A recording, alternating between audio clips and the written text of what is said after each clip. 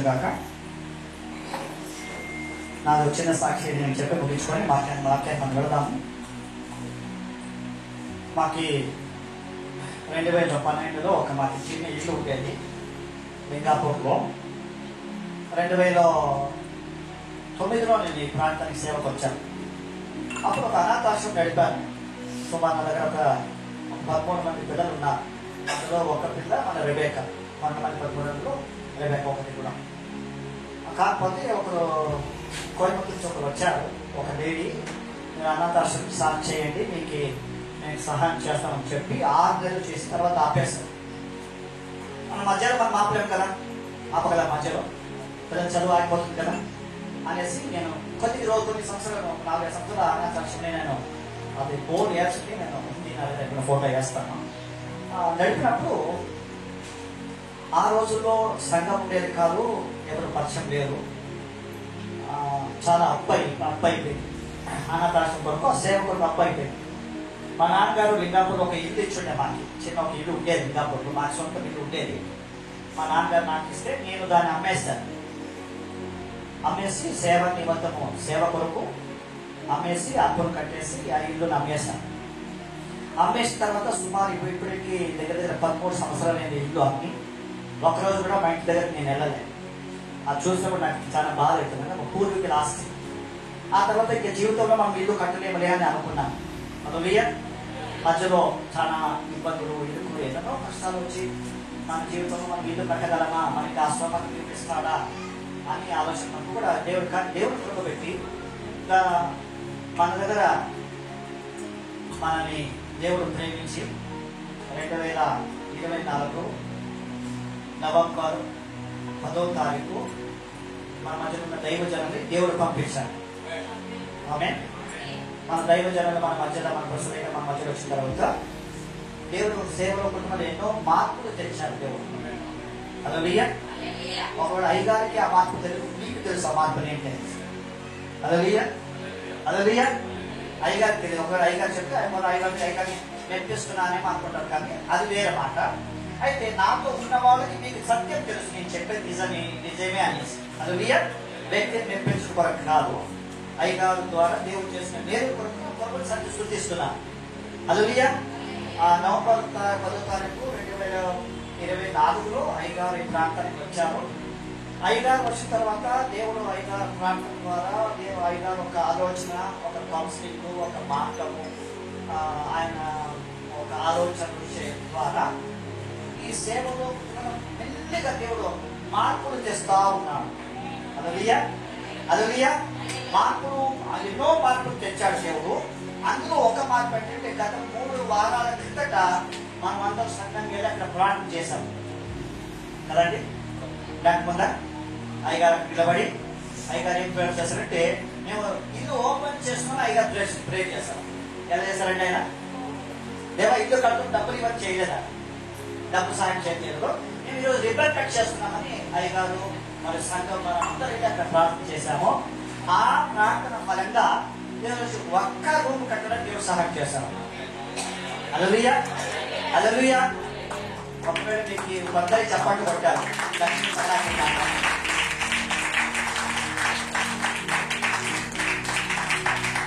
ఈ పటానికి role role, ఆ role అంటే కొన్ని పేర్తారు, కొన్ని పేరవు. అలాగే కొంతమంది చెప్పండి కొడతారు, కొంతమంది చెప్పండి కొట్టారు. హల్లెలూయా. నా కొరకు దేవుని మహిమ కొరకు పంచాయతీ ద్వారా అది శాంక్షన్ అయింది. ఆ ఇంట్లో ఒక కట్టారు. కానీ అందులో ఒక బాధ ఏంటంటే అప్పు చేసి కడుతున్నామని. హల్లెలూయా. ఏం చేస్తామంటే అప్పు చేసి కడుతున్నాం. అది కొంచెం ఒకటి బాధ ఉంది.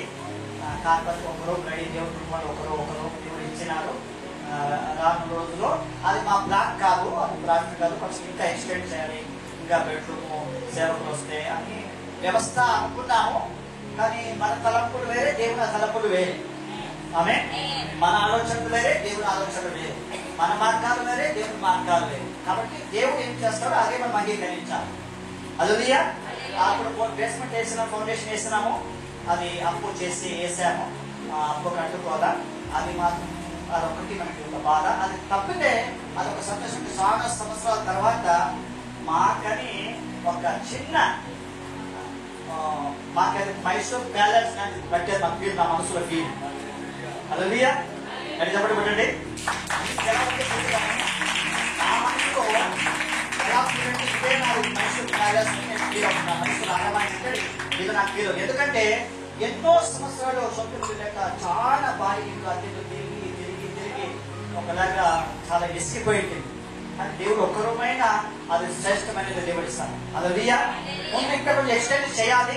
దేవుడు చిత్తం అయితే దేవుడు సహాయం చేస్తే మనం ముందు చూసుకుందాము. ప్రస్తుతం అంటే ఒక రూమ్ అవుతా ఉంది, దానికోసం మీరు ప్రార్థన చేయండి. ఇక్కడ కొప్పడ కుదరముద్ది ప్రాంతంలో అయ్యగారు నేను ఇద్దరు వెళ్ళి ఒక ఇల్లు ప్రతిష్ఠ చేశాను. అక్కడ ఆయన పాస్టర్ గారు అన్నారు, అయ్యా విశ్వాసాలు చేరికి కట్టించాలంటారు. ఒకరన్నారు ఆమె, ఎక్కడ ఆమె అంటే అడిగితే నాకు భయపడదు, అడగను. హల్లెలూయా. నిన్న మార్కెట్ పాస్టర్ ఫోన్ చేశారు. ఫోన్ చేసినప్పుడు ఇలా ఇలా అంటుంటే అన్నప్పుడు యాదవ్ కేడా అన్నాడు. నేను ఈసారి గట్టిగా చెప్పిన మార్కెట్ పాస్టర్తో యాదవ్ ఈమెయిల్ కేడా ఆతను పడిపోయాడు. హల్లెలూయా. నువ్వు అడిగాను, ఇంకా ఎప్పుడు స్టార్ట్ అయిందో నేను ఫాస్టింగ్ ప్రేయర్ చేస్తా, దేవుడు అద్భుతం చేస్తాడు, ఎవరి దగ్గర అడగను. హల్లెలూయా. ఆయన ఇస్తాడు. హల్లెలూయా. ఈ మాట మీతోనే మాట్లాడుతున్నాడు దేవుడు. గట్టి చెప్పడానికి వీలైతే హల్లెలూయా. అని గట్టి విజ్ఞానం చేసిన దేవాన్ని ప్రార్థన చేస్తాను, నువ్వు అద్భుతం చేయి, నేను మాత్రం ఇంటి మీద ఎవరి దగ్గర చేయి చాపడం ఆడమని గట్టి నిర్ధారణ చేశాను. ఆ నిర్ధారణ నిలబడేలాగా దేవుడు సహాయం చేయండి. హల్లెలూయా.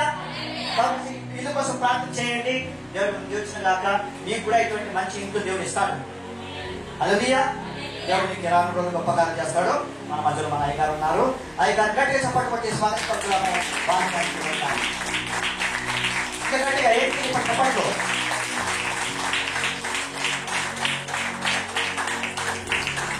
ಬೇಕಾ?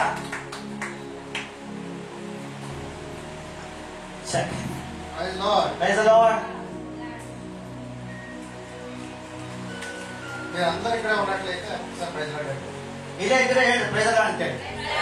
ಇನ್ನು ಸ್ವಲ್ಪ ಗಟ್ಟಿಯಾಗಿ ನಿದ್ದೆ ಮಾಡಿ ಜೋರಾಗಿ. ಇక్కడే ఉన్నారు అందరూ. ಇಲ್ಲೇ ಇದ್ದಾರಾ? ఇక్కడే ఉంటే ఒకసారి చెప్పండి. ಇಲ್ಲೇ ಇದ್ರೆ ಇನ್ನೂ ಸ್ವಲ್ಪ ಹೇಳಿ ನೋಡೋಣ. ಇನ್ನೂ ಸ್ವಲ್ಪ ಸಾಧ್ಯ ಇಲ್ಲ.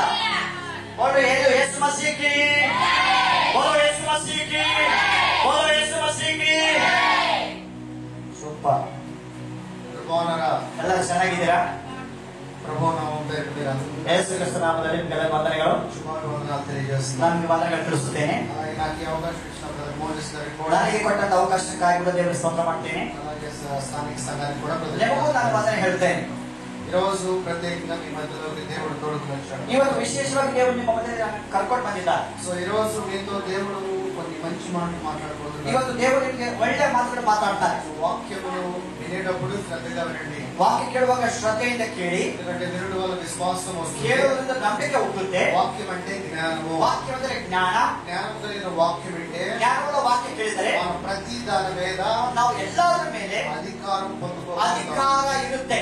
ఈ లోకంలో మనకి ఇచ్చిన దేవుడు అధికారం. ఈ లోಕದಲ್ಲಿ దేవుడు అధికార ಕೊಟ್ಟಿದ್ದಾರೆ. ఆ అధికారంతో మనకున్న ప్రతి వేదన శోధన చీకటి అన్నిటి మీద కూడా ఆ అధికారದಿಂದ ನಾವು ಎಲ್ಲ ಕತ್ತಲ ಮೇಲೆ ಶೋಧನೆ ಮೇಲೆ ಎಲ್ಲದರ ಮೇಲೆ మనం విడుదల పొందుకోగలుగుతాం. ನಾವು ಬಿಡುಗಡೆ ಹೊಂದಿಕೊಳ್ಳುತ್ತೇವೆ. సో అలాగ పొందుకోవాలంటే నీవు దేవుడి దగ్గర నుంచి ఏం పొందుకోవాలి? ಆತರ ಪಡ್ಕೋಬೇಕು. ನೀನು ದೇವರ ಬಳಿ ಏನು ಹೊಂದಿಕೋಬೇಕು? నువ్వు ఏం పొందుకోవాలంటే నువ్వు ముందు వాక్యాన్ని వినాలి. ನೀನು ಮೊದಲು ದೇವರ ವಾಕ್ಯ ಕೇಳಬೇಕು. ఈ వాక్యమును నీ హృదయంలో భద్రపరచుకోవాలి. ఈ వాక్యమును హృదయంలో భద్రವಾಗಿ ఇట్టుకోಬೇಕು. ఈ వాక్యం ద్వారా నువ్వు ఎవరు, ఈ లోకంలో నీ ప్రత్యేకత ఏంటి అనేది తెలుసు. ఈ వాక్యದ ಮೂಲಕವಾಗಿ ನೀನು ನಿನ್ನ ಶ್ರೇಷ್ಠತೆ ಏನು ಈ ಲೋಕದಲ್ಲಿ ಗೊತ್ತಾಗಬೇಕು. నీవు ఎవరు అనేది నువ్వు తెలుసుకున్నంత వరకు కూడా, ನೀನು ಯಾರೆಂದು ತಿಳಿಯುವವರೆಗೂ ಕೂಡ నినಗೆ నీవు నీ శరీరంలో ನೀನು ನನ್ನ ಶರೀರದಲ್ಲಿ ఏదో ఒక ఇబ్బంది, ఏదో ఒక శోధన పడుతూనే ఉంటావు. ಯಾವುದೋ ಒಂದು ಕಷ್ಟ ನೋವು ಇರುತ್ತೆ. కానీ మనం అందరము ನಾವೆಲ್ಲರೂ ಕೂಡ ఈ శరీరంలో జీవించేదే నిజమైన జీవితం. ಶರೀರದಲ್ಲಿ ಬದುಕೋದು ನಿಜವಂತ ಜೀವನ ಅನ್ಕೊಳ್ಳಿ. మీకు తెలియదు ఏంటంటే ఈ శరీరమే నీ నరకం అని. ನೀವು ಕೇಳ್ತದೆ ನಿಮ್ಮ ಶರೀರವೇ ನಿಮಗೆ ನರಕವಾಗಿದೆ. యాంటీ క్రైస్ట్ ఎక్కడి నుంచి వస్తాడు? ಅಂತ್ಯ ಕ್ರಿಸ್ತ ಎಲ್ಲಿಂದ ಬರ್ತಾನೆ? ఎక్కడి నుంచి వస్తాడు యాంటీ క్రైస్ట్? ಎಲ್ಲಿ ಬರ್ತಾರೆ ಅಂತ್ಯ ಕ್ರಿಸ್ತ? యాంటీ క్రైస్ట్ మనలో నుంచే వస్తాడు. ನಮ್ಮಿಂದಲೇ ಹುಟ್ಟುತ್ತಾರೆ. ఏంటి యాంటీ క్రైస్ట్ క్రైస్ట్ అంటే ಏನು ಅಂತ್ಯಕ್ರಿಸ್ತ ಅಂದ್ರೆ ప్రత్యేకంగా మనిషి కాదు యాంటీ క్రైస్ట్ అంటే. ಕ್ರಿಸ್ತ ವಿರೋಧಿ ಮನುಷ್ಯನಲ್ಲ. ఏంటి యాంటీ క్రైస్ట్ అంటే ಕ್ರಿಸ್ತ ವಿರೋಧಿ ಅಂದ್ರೆ ಏನು? ఒక సైడ్ క్రైస్ట్ మైండ్, ಒಂದು ಕಡೆಗೆ ಕ್ರಿಸ್ತನ ಮನಸ್ಸು, రెండో మైండ్ యాంటీ. ಇನ್ನೊಂದು ಕಡೆಗೆ ಮನಸ್ಸು ವಿರುದ್ಧವ. యేసు ప్రభువు చెప్తున్న మాటకి ಯೇಸು ಹೇಳುವಂತ ಮಾತಿಗೆ నువ్వు యాంటీగా ఆలోచించడమే ವಿರುದ್ಧವಾಗಿ ಯೋಚನೆ ಮಾಡ್ತೀಯ. అదే యాంటీ క్రైస్ట్. ಅದೇ ಒಂದು ಅಂತ್ಯಕ್ರಿಸ್ತನಾಗಿದ್ದ. అంత్యక్రిస్తు ఎవరిలో తెచ్చాడు? ಆ ಒಂದು ಅಂತ್ಯಕ್ರಿಸ್ತರು ಎಲ್ಲಿದ್ದಾರೆ? మనలో నుంచే వచ్చాడు. ನಮ್ಮಲ್ಲೇ ಬಂದಿದ್ದಾರೆ. క్రీస్తు ఎవరిలో నుంచి వస్తున్నాడు? ಕ್ರಿಸ್ತರು ಯಾರಿಗೆ ಬರ್ತಾರೆ? మనలో నుంచే వస్తున్నాడు. ನಮ್ಮಿಂದ ಬರ್ತಾರೆ. సో ఇది నువ్వు గ్రహించాల్సింది ఎక్కడ? ಇದು ನೀವು ಎಲ್ಲಿ ತಿಳ್ಕೋಬೇಕು? నీ యొక్క మనసులో ನಿಮ್ಮ ಒಂದು ಮನಸ್ಸಿನಲ್ಲಿ ಆಲೋಚನೆ, మైండ్ క్రైస్ట్ మైండ్ లాగా మారాలి. ನಿಮ್ಮ ಆಲೋಚನೆ ಕ್ರಿಸ್ತನ ಆಲೋಚನೆಗೆ మైండ్ ಮಾರ್ಪಡಬೇಕು. యాంటీగా వెళ్తేనే ఉంటుంది. ನಿಮ್ಮ ಆಲೋಚನೆ ವಿರುದ್ಧವಾಗಿ ಹೋದರೆ యాంటీ క్రైస్టే. ಅದು ವಿರುದ್ಧವಾಗಿರುತ್ತೆ. అందరూ ఏమనుకుంటారు? ಎಲ್ಲರೂ ಏನಂತಾರೆ? ఎక్కడ పుడతాడో యాంటీ క్రైస్ట్ అనుకుంటారు. ಅಂತ್ಯಕ್ರಿಸ್ತನು నీవు మనిషిగా ఆలోచిస్తే ಮನುಷ್ಯನಾಗಿ ಯೋಚನೆ ಮಾಡಿದರೆ ఎక్కడో పుడతాడో అనుకుంటావు. ಎಲ್ಲ ಹುಟ್ಟುತ್ತಾನೆ ಅನ್ಕೊಳ್ತೀಯ. అదే నువ్వు క్రైస్ట్ మైండ్ తో ఆలోచిస్తే ಅದೇ ಕ್ರಿಸ್ತನಾಗಿ ಯೋಚನೆ ಮಾಡಿದರೆ మనమందరము ఒకటే. ನಾವೆಲ್ಲ ಒಂದಾಗಿದ್ದೇವೆ. మనమందరము ఒకే శరీరమై ನಾವೆಲ್ಲ ಒಂದೇ ಶರೀರವಾಗಿ ఒకటే బాడీ అయి ఉన్నాము. ಒಂದೇ ಶರೀರವಾಗಿದ್ದೇವೆ. ఆ బాడీ అయిన ఒకటే శరీరమైన క్రీస్తు ಆ ಶರೀರವೆಂಬ ಕ್ರಿಸ್ತನಲ್ಲಿ నీవు ఆలోచించే వ్యతిరేకతే ನಿಮ್ಮ ಆಲೋಚನೆಗಳು అదే యాంటీ క్రైస్ట్. ಅದೇ ವಿರುದ್ಧವಾದ ಆಲೋಚನೆಗಳು. నేనేం చెప్తానంటే నీ శరీరమే ನಿಮ್ಮ ಶರೀರ, నీ శరీరానికి బలహీనతలు, ನಿಮ್ಮ ಶರೀರಕ್ಕೆ ಬಲಹೀನತೆ, నీ శరీరానికి కష్టము, ಶರೀರಕ್ಕೆ ಕಷ್ಟ, నీ శరీరానికి నొప్పి, ಶರೀರಕ್ಕೆ ನೋವು, నీ శరీరానికి బాధ, ಶರೀರಕ್ಕೆ ಕಷ್ಟಗಳು, ఇవే అన్ని ఎక్కడుంటాయి? ಇವೆಲ್ಲ ಎಲ್ಲಿರುತ್ತೆ? ఇవన్నీ మన నరకంలో ఉంటాయి. ಇವೆಲ್ಲ ನಮ್ಮ ನರಕದಲ್ಲಿ ಇರುತ್ತದೆ. నీ శరీరమే నరకము. ಶರೀರವೇ ನರಕವಾಗಿದೆ. ప్రత్యేకంగా వేరే నరకం అంటే ఏది లేదు. ವಿಶೇಷವೇ ನರಕ ಇಲ್ಲ. మనం శరీరానుసారంగా ఆలోచించినప్పుడు అన్ని ప్రత్యేకంగా ఏదో చూస్తా ఉంటాం, పైకి చూస్తా ఉంటాం. ನಾವು ಶರೀರ ಪ್ರಕಾರವಾಗಿ ಯೋಚನೆ ಮಾಡುವಾಗ ನಾವು ಮೇಲ್ಗಡೆಗೆ ನೋಡುತ್ತೇವೆ. కానీ అలా ప్రత్యేకంగా ఏది లేదు. ಆ ವಿಶೇಷವಾಗಿ ಪ್ರತ್ಯೇಕವಾಗಿ ಏನೂ ಇಲ್ಲ. అంతా సమస్తం భూమి మీదే ಎಲ್ಲ ఉంది. ಸಮಸ್ತ ಭೂಮಿ ಮೇಲೆ ಇದೆ. అదే సత్యం మనం ಆ తెలుసుకోవాలి. ಸತ್ಯ ತಿಳ್ಕೋಬೇಕು. ఆ సత్యం రివీల్ ಆ చేయడానికి ಸತ್ಯ ಪ್ರಕಟಣೆ ಮಾಡಲಿಕ್ಕೆ యేసు ప్రభు గాస్పెల్ గా వచ్చాడు. ಯೇಸು ಸ್ವಾಮಿ ಸುವಾರ್ತಿಕನಾಗಿ ಬಂದ. మెసెంజర్ గా వచ్చాడు. ಆತನು ಸುವಾರ್ತಿಕನಾಗಿ ಬಂದ. ఏంటి అని చెప్తున్న గాస్పెల్? ಅವರು ಹೇಳಿದ ಸುವಾರ್ತೆ ಏನು? ఏంటి ఈ భూమి మీద ఒకటి రివీల్ చేస్తున్నాడు. ಭೂಲೋಕದಲ್ಲಿ ಪ್ರಕಟಣೆ ಏನು? ఆ రివీల్ చేసే ఒక సత్యమును ಆ గ్రహించు. ಪ್ರಕಟಣೆ ಮಾಡುವ ಸತ್ಯ ತಿಳ್ಕೊ. సత్యాన్ని గ్రహించినంత వరకు ಸತ್ಯ కూడా ತಿಳಿದೇ ಇದ್ದರೆ అందరూ పాపమంటే ఏమనుకుంటారు? ಎಲ್ಲರೂ ಪಾಪದಲ್ಲಿ ಏನಂದ್ಕೊಳ್ತಾರೆ? నీ శరీరానుసారం ద్వారా నువ్వు చేసే అనుకుంటావు. ಶರೀರ ಮೂಲಕವಾಗಿ ಮಾಡ್ತೀಯ. నువ్వు శరీరానుసారంగా ఎంత పర్ఫెక్షన్ గా ಶರೀರ ಪ್ರಕಾರವಾಗಿ ಎಷ್ಟು ನೀವು ಸರಿಯಾಗಿ ಜೀವನ ಮಾಡಿದ್ರು ఎవరు కూడా శరీరానుసారంగా పర్ఫెక్షన్ గా ಯಾರು జీవించలేము. ಕೂಡ ಶರೀರದಲ್ಲಿ ಸರಿಯಾಗಿ ಜೀವನ ಮಾಡಲಿಕ್ಕೆ ಸಾಧ್ಯ ಇಲ್ಲ. అయితే పాపం ఏంటి?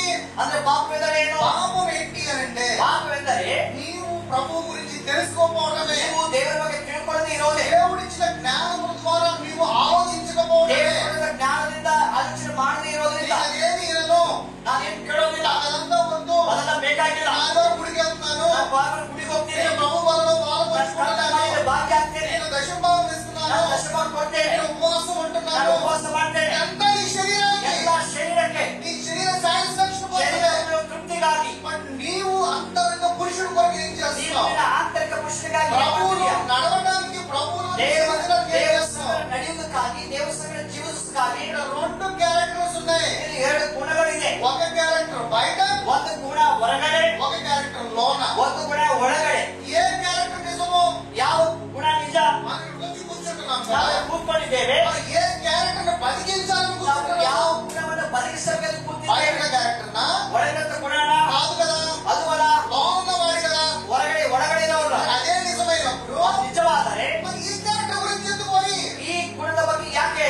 ఎందుకు వరి అంటే ಯಾಕೆಂದರೆ ఇంకా నీకు ಇನ್ನು ನಿನಗೆ సత్యము అర్థం ಸತ್ಯ కాలేదు. ಅರ್ಥವಾಗಲಿಲ್ಲ. సత్యము అర్థం చేసుకోగలిగిన ಸತ್ಯ జ్ఞానము ಅರ್ಥ ಮಾಡಿಕೊಳ್ಳುವಂತ ಜ್ಞಾನ వాక్యములో ఉంది కాబట్టి ವಾಕ್ಯದಲ್ಲಿ ಇದೆ. వాక్యానికి ವಾಕ್ಯಕ್ಕೆ నీ చెవిని ನಿನ್ನ ಕಿವಿಗಳನ್ನ నీవు ఇస్తే ನೀನು ಕೊಟ್ಟರೆ నిన్న వాక్యము ద్వారా ಕೇಳೋ ವಾಕ್ಯದ ಮೂಲಕ విశ్వాసం వస్తుంది. ನಂಬಿಕೆ ಉಂಟಾಗುತ್ತೆ. విశ్వాసము ద్వారా నీ జీవితంలో ನಂಬಿಕೆ ಮೂಲಕವಾಗಿ ನಿನ್ನ ಜೀವನದಲ್ಲಿ నీవు పడిపోయినా, విరిగిపోయినా, నలిగిపోయినా, ನೀನು ಬಿದ್ದು ಹೋದ್ರು ಮುರಿದು ಹೋದ್ರು ఏదైనా కానీ ప్రభు నీ చెంతే ఉండి నీలోనే ఉండి ಏನಾದರೂ ದೇವರು ನಿಮ್ಮ ಸಂಕಟ ಇದ್ದು ನಿನ್ನ ಸಂಕಟ ಇದ್ದು మళ్ళీ నీరు కడతాడు. ಮತ್ತೆ ನಿನ್ನಂತೂ ಕಟ್ಟಲ್ಲ. అయితే ప్రభు వచ్చి ದೇವರು ಬಂದು ఏదో ఒక పర్పస్ తో వచ్చాడు. ಏನೋ ಒಂದು ಉದ್ದೇಶದಿಂದ ಬಂದಿದ್ದಾನೆ. What is the purpose? ಏನು ಉದ್ದೇಶ? ఏ ఉద్దేశంతో భూమి మీదకి వచ్చి ఈ భూమి మీద ఏదో ఒక సత్యము రివీల్ చేస్తాడు. ಯಾವ ಉದ್ದೇಶದ ಭೂಮಿಗೆ ಅಂತ ಸಂಕಲ್ಪ ಪ್ರಕಟಣೆ ఈ ಮಾಡಿದ್ದಾನೆ. భూమి మీద రెండు క్లాసెస్ ఉంటాయి. ಈ ಭೂಮಿ ಮೇಲೆ ಎರಡು ವಿಧದ ಇದೆ.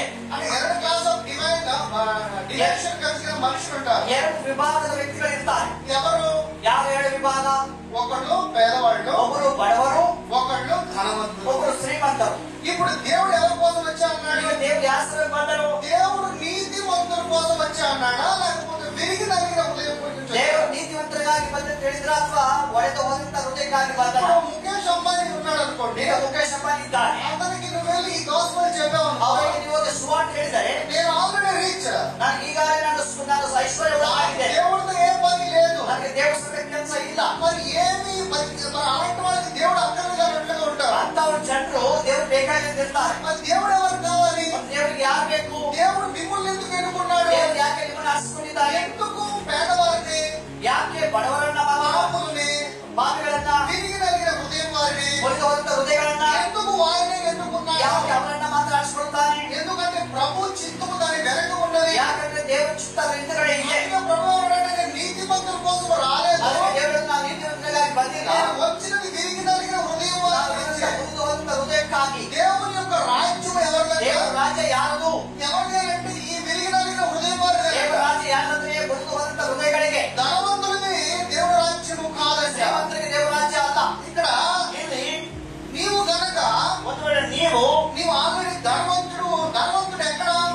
ಶ್ರೀಮಂತರು ಎಲ್ಲಿರ್ತಾರೆ? శ్రీమంతుడు శరీరంలో ఉంటాడు. ಐಶ್ವರ್ಯ ಶರೀರದಲ್ಲಿ ಇರುತ್ತದೆ. ఆ ఐశ్వర్యంలో జీవించిన వాడికి ఏమొస్తుంది? ಆ ಐಶ್ವರ್ಯ ಬದುಕುವವನಿಗೆ ಏನ್ ಬರುತ್ತೆ? మరణం వస్తుంది. ಮರಣ ಬರುತ್ತೆ. అలాగే ಅದೇ ತರ పేదవారికి, ಬಡವರಿಗೆ, అలాగే విరిగి నలిగిన హృదయం ಹಾಗೆ వారికి ಮುರಿದು ಹೋದಂತ ಹೃದಯಗಳಿಗೆ దేవుడు వారి కొరకు వచ్చారన్నాడు. ದೇವರು ಅವರಿಗಾಗಿ ಬಂದಿದ್ದಾರೆ. వారిని నిత్య జీవంలోకి ప్రవేశింపజేస్తాడు ಅವರಿಗೆ ನಿತ್ಯ కాబట్టి ಜೀವಕ್ಕೆ ಪ್ರವೇಶ వారు ಮಾಡುತ್ತಾರೆ. ఎటర్నల్ లైఫ్ లో ಅವರು ఉంటారు. ನಿತ್ಯ ಜೀವಕ್ಕೆ ಹೋಗ್ತಾರೆ. అయితే ఇక్కడ ಆದ್ರೆ ಇಲ್ಲಿ దేవుడు కొంచెం భిన్నంగా మాట్లాడుతాడు. ದೇವರು ವ್ಯತ್ಯಾಸವಾಗಿ ಮಾತಾಡ್ತಿದ್ದಾರೆ. ఆ వాక్యం ఏంటి అనేది ಆ మనం ವಾಕ್ಯವನ್ನು ನಾವು ನೋಡೋಣ. గత ఒక 4-5 నెలల క్రితము ಕಳೆದ 4 ತಿಂಗಳುಗಳಿಂದ ఈ రోజు మాట్లాడే ఈ టాపిక్ గురించి నేను బ్రదర్ మోజెస్ మాట్లాడుకున్నాం. ನಾವಿಬ್ರು ಅಯ್ಯನಗರನ್ನು ಮಾತಾಡ್ತಿದ್ವಿ ಇದು ಸಾರ್ವಜನಿಕ ಬಗ್ಗೆ. సో ఆ రోజున ಆ ದಿನ నేను ఆ రోజున ఆయన చెప్పిన దాని యొక్క సారాంశం వేరే, ನಾವು ಹೇಳಿದಂತ ಒಂದು ಸಾದೃಶ್ಯ ಬೇರೆ. నేను కనుక ఆ రోజున దీని సారాంశం యొక్క పరమార్థం చెప్పినట్లయితే ಒಂದು ವೇಳೆ ಅವತ್ತೇ ಇದರ ಅರ್ಥ ನಾನು ಹೇಳಿದರೆ నేను ఇది అర్థం కాకపోయి ఉండొచ్చు. ಒಂದು ವೇಳೆ ಇದಕ್ಕೆ ಅವತ್ತು ಅರ್ಥ ಆಗದೇ ಇರಬಹುದು. కానీ ఈ రోజున ಇವತ್ತು ఈ వాక్యము ప్రతి ఒక్కరికి అర్థమవుతుంది. ಇವತ್ತು ಈ ವಾಕ್ಯ ಎಲ್ಲರಿಗೂ ಅರ್ಥ ಆಗುತ್ತೆ. మనం ముందుగా వాక్యంలో బలపడాలి. ಮೊದಲು ನಾವು ವಾಕ್ಯದಲ್ಲಿ ಬಲಗೊಳ್ಳಬೇಕು. మనం వాక్యాన్ని అర్థం చేసుకోగలిగిన గ్రహింపు మనలో ఉండాలి. ಜ್ಞಾನ ಇರಬೇಕು. ఈ రోజున దేవుడు ఈ వాక్యపు జీవం కలిగిన మాటలు ಈ ವಾಕ್ಯದ ಜೀವನ ವಾಕ್ಯದಿಂದ ఎవరి కోసం వచ్చాడు ప్రభు? ಯಾರಿಗಾಗಿ ಕರ್ತನು ಬಂದಿದ್ದಾನೆ? ఎవరిని సేవ చేయడానికి వచ్చాడు? ಯಾರನ್ನು ರಕ್ಷಣೆ ಮಾಡಲಿಕ್ಕೆ ಬಂದಿದ್ದಾನೆ? అందరూ ప్రభుని అనుకుంటారు. ಎಲ್ಲರೂ ದೇವರಿಗೆ ಏನನ್ಕೋತಾರೆ? పాపాన్ని క్షమించడానికి వచ్చాడంటారు. ಕ್ಷಮಿಸುವುದಾಗಿ ಬಂದಿದೆ. నమ్మకపో there is no sin in this world. ನಮಗೆ ಕೂಡ ಪಾಪವಿಲ್ಲ. Sin is not existed. ಪಾಪವು ಇನ್ನೂ ಇಲ್ಲ. కానీ ಆದರೆ మనకి ನಮಗೆ మనం విన్న వాక్యమంతా ನಾವು ఏంటి? ಕೇಳಿದ ವಾಕ್ಯ ಏನು? ప్రభు మన పాపములను ದೇವರು క్షమించాడు. ಪಾಪ ಕ್ಷಮಿಸಲಿಕ್ಕೆ ಬಂದಿದ್ದಾನೆ. ఈ సంఘము అక్కడే ಈ ఆగిపోయింది. ಸಭೆ ಅಲ್ಲೇ ನಿಂತಿದೆ. కానీ వాక్యం ఏం చెప్తున్నది? ಅದು ವಾಕ್ಯ ಹೇಳ್ತಿದೆ. ఈ రోజు ఎందుకు ప్రభు భూమి మీదకి వచ్చి ఆయన యొక్క గాస్పెల్ రిలీజ్ చేశాడు అంటున్నాడు. ಇವತ್ತು ಯಾಕೆ ಕರ್ತನು ಭೂಲೋಕಕ್ಕೆ ಬಂದು ಸುವಾರ್ತೆಯನ್ನು ಪ್ರಕಟಣೆ ಮಾಡಿದ? ఆ సత్యమేంటో చెప్తున్నాడు. ಆ ಸತ್ಯ ಏನ್ ಹೇಳ್ತಿದ್ದಾರೆ? శరీరంలో జీవిస్తే మరణము, ಶರೀರದಲ್ಲಿದ್ದರೆ ಮರಣ, అలాగే నిత్య జీవంలోకి వెళ్ళాలంటే ఎటర్నల్ లైఫ్. ನಿತ್ಯ ಜೀವಕ್ಕೆ ಹೋಗ್ಬೇಕಂದ್ರೆ ಮಾರ್ಗ. ప్రభు వచ్చిందేమో బడుగుల కోసం అంటే, ದೇವರು ಬಂದಿದ್ದು ಬಡವರಿಗಾಗಿ. అలాగే ఇక్కడున్న నీతిమంతులు ఎవరైతే ధనవంతులుగా ఉన్నారో ಇಲ್ಲಿ ಯಾರು ಧನವಂತರಾಗಿ ಐಶ್ವರ್ಯವಾಗಿದ್ದಾರೋ వారిని ప్రభువుని అంగీకరించిన వారు, ಅವರನ್ನು ಕರ್ತನನ್ನು ಅಂಗೀಕಾರ ಮಾಡಿಲ್ಲ. ఈ క్లాసు ప్రభువుని ಈ అంగీకరిస్తారు. ವರ್ಗ ಅಂಗೀಕಾರ ಮಾಡುತ್ತದೆ. ఎందుకనంటే ಯಾಕಂದ್ರೆ వాళ్ళకి ఆశీర్వాదం కావాలి, ಅವರಿಗೆ ಆಶೀರ್ವಾದ ಬೇಕು, విడుదల కావాలి, ಬಿಡುಗಡೆ ಬೇಕು, సమస్యలన్నిటికీ విడుదల ಎಲ್ಲ కావాలి. ಸಮಸ್ಯೆಗಳ ಬಿಡುಗಡೆ ಬೇಕು. అప్పుడు నీ హృదయం ఎవరి వైపు తిరుగుతుంది? ಹೃದಯ ಯಾರ ಬಗ್ಗೆ ತಿರುಗುತ್ತೆ? నువ్వు దేవుడి వైపు తిరుగుతావు. ದೇವರ ಬಗ್ಗೆ ತಿರುಗುತ್ತೆ. ధనవంతుడు దేవుడి వైపు తిరగడు. ಧನವಂತ ದೇವರ ಕಡೆಗೆ ತಿರುಗುವುದಿಲ್ಲ. అందుకే ప్రభువు ಅದಕ್ಕೆ ದೇವರು నిన్ను చూస్ చేసుకున్నాడు. ನಿನ್ನನ್ನು ಆರಿಸಿಕೊಂಡಿದ್ದಾನೆ. అది వాక్యంలోకి వెళ్ళి ಅದು ವಾಕ್ಯಕ್ಕೆ ನಾವು ನೋಡೋಣ. లూకాసు వార్త ಲೋಕನ ಸುವಾರ್ತೆ 12:51. 12ನೇ ಅಧ್ಯಾಯ 51ನೇ ವಾಕ್ಯ. 12:51. ಭೂಲೋಕ- ಅಲ್ವಾ? 12:51. ಭೂಲೋಕದಲ್ಲಿ ಸಮಾಧಾನವನ್ನುಂಟು ಮಾಡುವುದಕ್ಕೆ ಬಂದನೆಂದು ಭಾವಿಸುತ್ತೀರೋ ಅದಕ್ಕೆ ಬರಲಿಲ್ಲ. ಬೇರೆಯವನ್ನುಂಟು ಮಾಡುವುದಕ್ಕೆ ಬಂದೆನು ನಿಮಗೆ ಹೇಳುತ್ತೇನೆ. నేను భూమి మీద మీద సమాధానము కలుగు చేయవచ్చునని సమాధానము కలుగు చేయవచ్చునని సమాధానము కలుగజేయ వచ్చిందని మీరు తలంచుచున్నారా? మీరు తలంచుచున్నారా? కాదు, కాదు, భేదమునే భేదమునే కలుగజేయ వచ్చింది మీతో చెప్పుచున్నాను. ఏంటంట? ಏನಂತ ఎందుకు వచ్చాడంట? ಯಾಕೆ ಬಂದ್ರು ಕರ್ತನು? ಭೇದವನ್ನು ఏం చేయడానికి వచ్చాడంట? ಏನ್ ಮಾಡಿಕ್ ಬಂದ್ರು? పాపాన్ని క్షమించడానికి వచ్చాడా? ಪಾಪ ಕ್ಷಮಿಸಿ ಬಂದರಾ? కాదంట. ಅದಂತೆ మీలో భేదము తీసుకురావడానికి, ನಿಮ್ಮಲ್ಲಿ ಭೇದವನ್ನು ಉಂಟು ಮಾಡೋದಕ್ಕೆ గొడవ పెట్టడానికి వచ్చాడంట. ಜಗಳ ಇಡ್ಲಿಕ್ಕೆ ಬಂದಿದ್ದೇನೆ. ఎలాంటి గొడవ? ಎಂತ ಜಗಳ? ఎలాంటి భేదము? ಎಂತ ಭೇದ?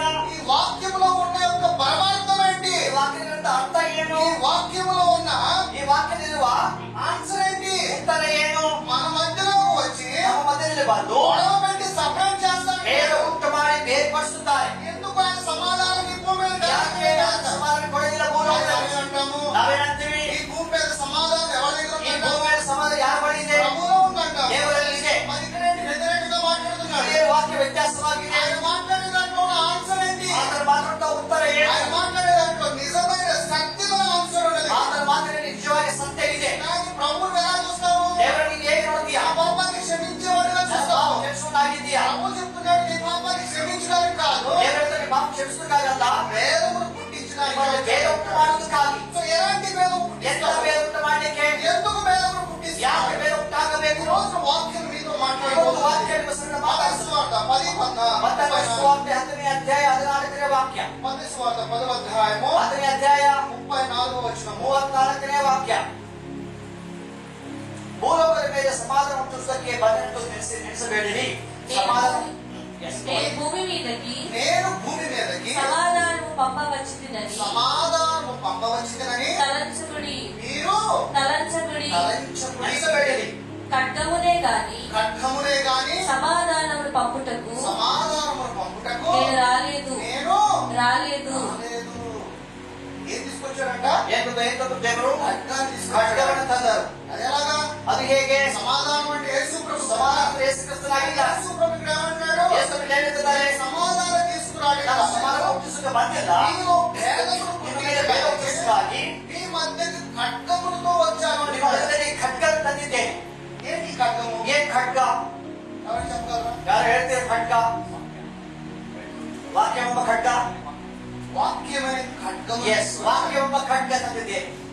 ఒకవేళ ಒಂದು ವೇಳೆ శరీరంలో ఉంటే ಶರೀರ ಇದ್ದರೆ ఎప్పుడుదా ఖడ్గము చూస్తావు? ಎಲ್ಲಿ ಖಡ್ಗ ಹುಡುಕುತ್ತೀಯ? ఒకవేళ ಒಂದು ವೇಳೆ దేవుని యొక్క వాక్యంలో నువ్వు జీవిస్తే ದೇವರ ಆತ್ಮವಾಗಿ ಬದುಕಿದರೆ దేవుని యొక్క వాక్యమే ದೇವರ ವಾಕ್ಯವೇ ఖడ్గము. ಖಡ್ಗವಾಗಿದೆ. ఎందుకు ఆ ఖడ్గము వివేకము తీసుకొచ్చి ಯಾಕೆ ಖಡ್ಗ ಬೇರ್ಪಡಿಸುತ್ತದೆ? బడుగురు, ಬಡವರು, పేదవారు, నలిగిన హృదయం వారు ಉಳಿದ ಹೃದಯಗಳು దేవుడిని అంగీకరిస్తారు ದೇವರ కాబట్టి ಸ್ವೀಕಾರ ಮಾಡುತ್ತಾರೆ. అందుకని ఆయన ముందుగా ಅದಕ್ಕಾಗಿ ಅವರು ಮೊದಲು ఈ వీరిని డిసైడ్ చేసుకున్నారు. ಇವರನ್ನ ನಿರ್ಧಾರ ಮಾಡಿದ, ఈయన వీరిని చూస్ చేసుకున్నాడు. ಇವರನ್ನ ಆರಿಸಿಕೊಂಡ. వీరి ద్వారా ಇವರ ಮೂಲಕ ఎవరైతే నీతిమంతులు ಯಾರು ನೀತಿವಂತರಿಲ್ಲದೆ వారిని మార్చగలిగే ಅವರನ್ನು శక్తి ಬದಲಾಯಿಸುತ್ತ ಶಕ್ತಿ ఎవరిలో ఉందంట? ಯಾರಲ್ಲಿದೆ? ఒకటి చూస్ చేసుకున్న ಒಂದು నీవు, ಆರಿಸಿಕೊಂಡಂತ ನೀನು, తర్వాత ఆయన వాక్యము ద్వారా ಅದರ ವಾಕ್ಯದ ಮೂಲಕ ఎవరైతే రైచియస్ గా ఉన్నవాడు, ಯಾರು ನೀತಿವಂತರಾಗಿರ್ತಾರೋ, ఎవరైతే శరీరంలో ఉన్నవాడు, ಯಾರು ಶರೀರದಲ್ಲಿರ್ತಾರೋ, ఎవరైతే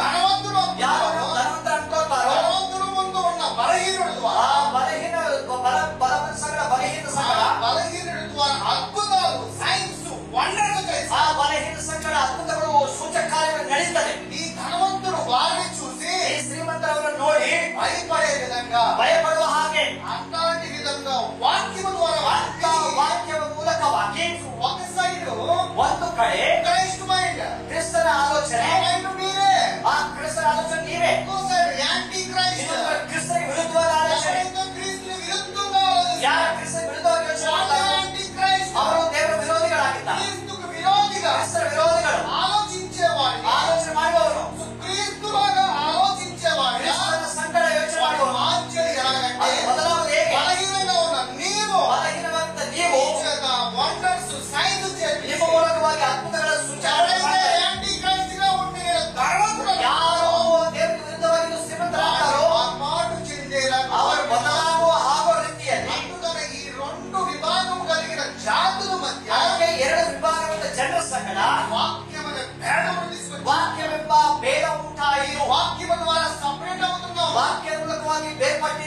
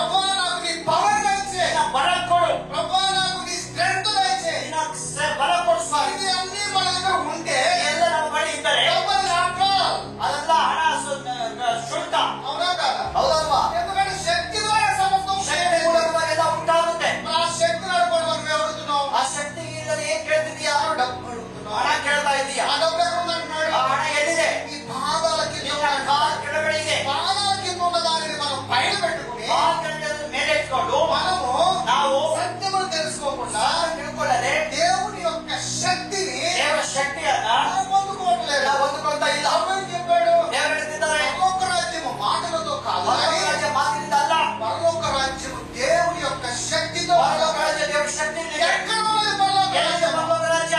నీలో ఉన్నది. ನಿನ್ನೆಲ್ಲಿದೆ? ఇప్పుడు శక్తి ఎక్కడ ఉన్నట్టు? ಶಕ್ತಿ ಎಲ್ಲಿದೆ? శక్తి నీలో ఉన్నది. ಶಕ್ತಿ ನಿನ್ನಲ್ಲಿದೆ. నువ్వు శక్తి ఉందని గ్రహించాలి. ಶಕ್ತಿ ಇದೆ ಎಂದು ಗ್ರಹಿಸ್ಕೋಬೇಕು. ఎక్కడ? ಎಲ್ಲಿ? నీ మనసులో. ನಿನ್ನ ಮನಸ್ಸಲ್ಲಿ. అందుకే ప్రభు ఏం చెప్పాడు? ಅದಕ್ಕೆ ದೇವರು ಹೇಳೋದು, Renew your mind అన్నాడు. ಆತ್ಮವನ್ನು ಉಜ್ಜೀವನ ಮಾಡು. కానీ మనం రూపాంతరం చెందట్ల. ರೂಪಾಂತರ ಆಗ್ತಾ ಇಲ್ಲ. ఈ శరీరం అబద్ధంలో జీవిస్తున్నాం. ಶರೀರದಲ್ಲಿ ಸುಳ್ಳನ್ನು ಜೀವನ ಮಾಡ್ತಿದ್ದೇವೆ. నిజంగా మన శరీరమే నరకము. ನಿಜಂగా ನಮ್ಮ ಶರೀರ ನರಕ ಆಗಿದೆ. పరలోక రాజ్యం ఎక్కడ ఉంది? ಪರಲೋಕ ರಾಜ್ಯ ಎಲ್ಲಿದೆ? ఎక్కడ ఉంది పరలోక రాజ్యం? ಎಲ್ಲಿದೆ ಪರಲೋಕ ರಾಜ್ಯ? మానవుడు నరకం ఎక్కడ ఉంటుంది? పైన ఉందా? ನರಕ ಎಲ್ಲಿದೆ? ಬೇರೆ ಇದೆಯಾ? నరకం కూడా ఇక్కడే ఉంటుంది. ನರಕ ಕೂಡ ಇಲ್ಲೇ ಇದೆ. ఈ శరీరానుసారమైన జీవితమే ಶರೀರ ಪ್ರಕಾರ ಜೀವನ పాపము జీవితం. ಅದು ಪಾಪದ ಜೀವನ. అందుకే నీ శరీరానుసారమైన జీవితం పాపము. ಶರೀರ ಪ್ರಕಾರ ಜೀವನ ಪಾಪವಾಗಿದೆ. ఎక్కడ తీసుకువెళ్తుంది? ಎಲ್ಲಿ ತಗೊಂಡು ಹೋಗುತ್ತೆ? మరణముకు తీసుకువెళ్తుంది. ಮರಣಕ್ಕೆ ತಗೊಂಡು ಹೋಗುತ್ತೆ. అందుకే దేవుడు ఏం చెప్పాడు? ದೇವರು ಹೇಳ್ತಾರೆ, నీ శరీరం విడిచి ಶರೀರ ಬಿಟ್ಟು నా ఆత్మగా ನನ್ನ జీవించు. ಆತ್ಮವಾಗಿ ಜೀವಿಸು. ఆత్మగా జీవించాలంటే నువ్వేం చేయాలి? ಆತ್ಮ ಜೀವಿಸಲು ಏನ್ ಮಾಡಬೇಕು? ఏమీ చేయక్కర్లేదు. ಏನು ಮಾಡಬೇಡ. Just in your mind. ನಿನ್ನ ಆತ್ಮವನ್ನು ಜೀವನ ಮಾಡು. నేను righteously ನಾನು నా శరీరంలో కాదు, ಶರೀರದಲ್ಲ, నేను righteously నా spirit లో. ನಾನು ನನ್ನ ಆತ್ಮದಲ್ಲಿ ನಿಂತಿರುವಂತನು. దేవుని కుమారుడు ఎప్పుడు పిలువబడతావు? ದೇವರ ಮಗನ ಕರೆಪಡ್ತೀಯ. దేవుని ఆత్మగా ఉన్నావు. ದೇವರ ಆತ್ಮವಾಗಿರುವಾಗ నీ శరీరానుసారంగా you will never perfect ಶರೀರ your life. ದೇವರು ಗೊತ್ತಾಗೋದಿಲ್ಲ. నీ శరీరానుసారంగా ఎప్పటికీ కూడా నువ్వు perfection ಶರೀರ అవ్వలేవు. ಪ್ರಕಾರ ಯಾವಾಗಲೂ ಸರಿ ಅಲ್ಲ. కానీ ಆದರೆ నీలో అంతరంగ పురుషుడి ద్వారా ಆಂತರಿಕ ಪುರುಷನ ಮೂಲಕ నీతిమంతుడిగా మార్చబడ్డావు. ನೀತಿವಂತನಾಗಿ ಮಾರ್ಪಡ್ತೀಯ. ఈ సత్యమును గ్రహించినప్పుడు ಈ ಸತ್ಯ ತಿಳ್ಕೊಳ್ಳುವಾಗ నీ జీవితం సుగంధమయంగా ఉంటుంది. ನಿನ್ನ ಜೀವನ ಸುಖಮಯವಾಗಿರುತ್ತೆ. నీ జీవితంలో ఎటువంటి తలంపులు ఏది వచ్చినా గానీ ನಿನ್ನ ಜೀವನದಲ್ಲಿ ಎಂತ ಆಲೋಚನೆ ಬಂದರೂ ಕೂಡ దాన్ని అధిగమించగలిగిన శక్తి ಅದನ್ನು ಜಯಿಸುವ ಶಕ್ತಿ నీలోకి దేవుడి కృపను బట్టి వస్తుంది. ನಿನ್ನ ದೇವರ ಕೃಪೆಯಿಂದ ಬರುತ್ತೆ. మీరు కనుక శరీరానుసారంగా దేవుడిని చూస్తే ನೀವು ಕೂಡ ಒಂದು ವೇಳೆ ಶರೀರ ಪ್ರಕಾರ ದೇವರು ನೋಡಿದರೆ you never find out. ನೀನು ನೋಡ್ಕೊಳ್ಳೋಕೆ ಸಾಧ್ಯ ಇಲ್ಲ. దేవుడిని చూడలేవు, కనుగొనలేవు. ದೇವರು ನೋಡ್ಲಿಕ್ಕೆ ಆಗುದಿಲ್ಲ, నీవు ಕಂಡುಕೊಳ್ಳಲಿಕ್ಕೆ దేవుడి లెక్కలో సజీవుడిగా ఉన్నది శరీరంలో కాదు. ದೇವರ ಲೆಕ್ಕದಲ್ಲಿ ಸಜೀವವಾಗಿರೋದು ಶರೀರ ಅಲ್ಲ. నీవు సజీవుడిగా ఉన్నది ఆయన యొక్క స్పిరిట్ లో. ಶರೀರಕ್ಕೆ ಆತ್ಮವಾಗಿರೋದು ಆತ್ಮದಲ್ಲಿ. కానీ ಆದರೆ ఇది వెర్రిగా ఉండొచ్చు. ಅದು ಉಚಿತವಾಗಬಹುದು. ఇది మనకి ಅದು ನಮಗೆ దేవుడు మాట్లాడుతున్నాడు, మనం నమ్ముతున్నాము. ದೇವರು ಮಾತಾಡ್ತಾ ನಾವು ನಂಬುತ್ತೇವೆ. దేవుడు మాట్లాడాక మనం బయట మాట్లాడితే ದೇವರು ಹೊರಗಡೆ ಮಾತಾಡಿದ್ರೆ మనం పిచ్చోడు అనుకోవచ్చు. ಅದು ನಮ್ಮ ಉಚ್ಚರಿ ಕೇಳುತ್ತಾರೆ. అలాగే ప్రభు ముందు ఈ మాట వెర్రిగా ఉండేవారు. ದೇವರಿಗೆ ಇದು ಹುಚ್ಚು ಮಾತುಗಳಾಗಿದ್ದಾರೆ. కానీ వాటిని పట్టించుకోదన్నాడు. ಅದು ನೀವು ಬಗ್ಗೆ ಯೋಚನೆ ಮಾಡಬೇಕು. నేను ఏదైతే చెప్తున్నానో, ನಾನು ಏನ್ ಹೇಳ್ತೀನೋ, నేను ఏదైతే బోధిస్తున్నానో ನನ್ನ ಬೋಧನೆಯನ್ನ దానినే ನೀನು ಅದನ್ನೇ అనుసరించు అని చెప్పాడు. ಹಿಂಬಾಲಿಸು ಅಂತ ಹೇಳಿದರು. అలాగే యోహాను సువార్త ಯೋಹಾನ ಸುವಾರ್ತೆ 9వ అధ్యాయం 39.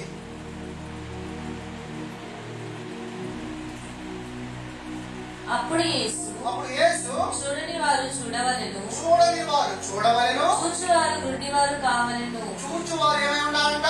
గుడ్డివారు కావలెను. వారు కావాలంట. ఎవరైతే రైచియస్ పీపుల్ చూడాలనుకున్న వారు చూడలేరో, ಯಾಕಂದ್ರೆ ನೋಡುವವನು ನೋಡದೆ అలాగే నిత్య జీవంలోకి ప్రవేశించిన వాడు ನಿತ್ಯ వారుగా ಜೀವನ ಪ್ರವೇಶ ಮಾಡುವ ಅವನು ಅಂಧರಾಗಿದ್ದಾರೆ.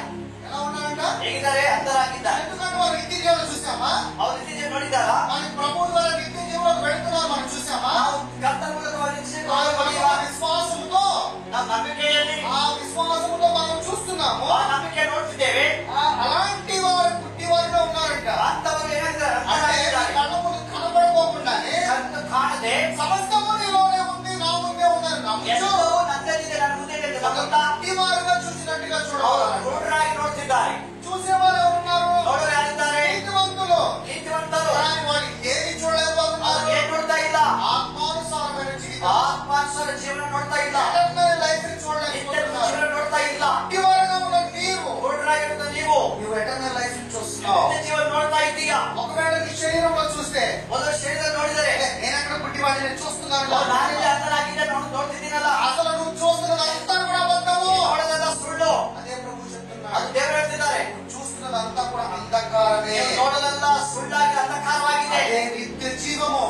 ನಿತ್ಯ ಜೀವ నేను నిత్య జీవంలోకి ప్రవేశించాను అని నమ్మిన ಜೀವಕ್ಕೆ ಪ್ರವೇಶ ಮಾಡಿ ನಂಬುವಾಗ అలాంటి విశ్వాసం కలిగి మనము ಅಂತ ನಂಬಿಕೆಯಿಂದ ನಾವು జీవించాలి. జీవిಸಬೇಕು.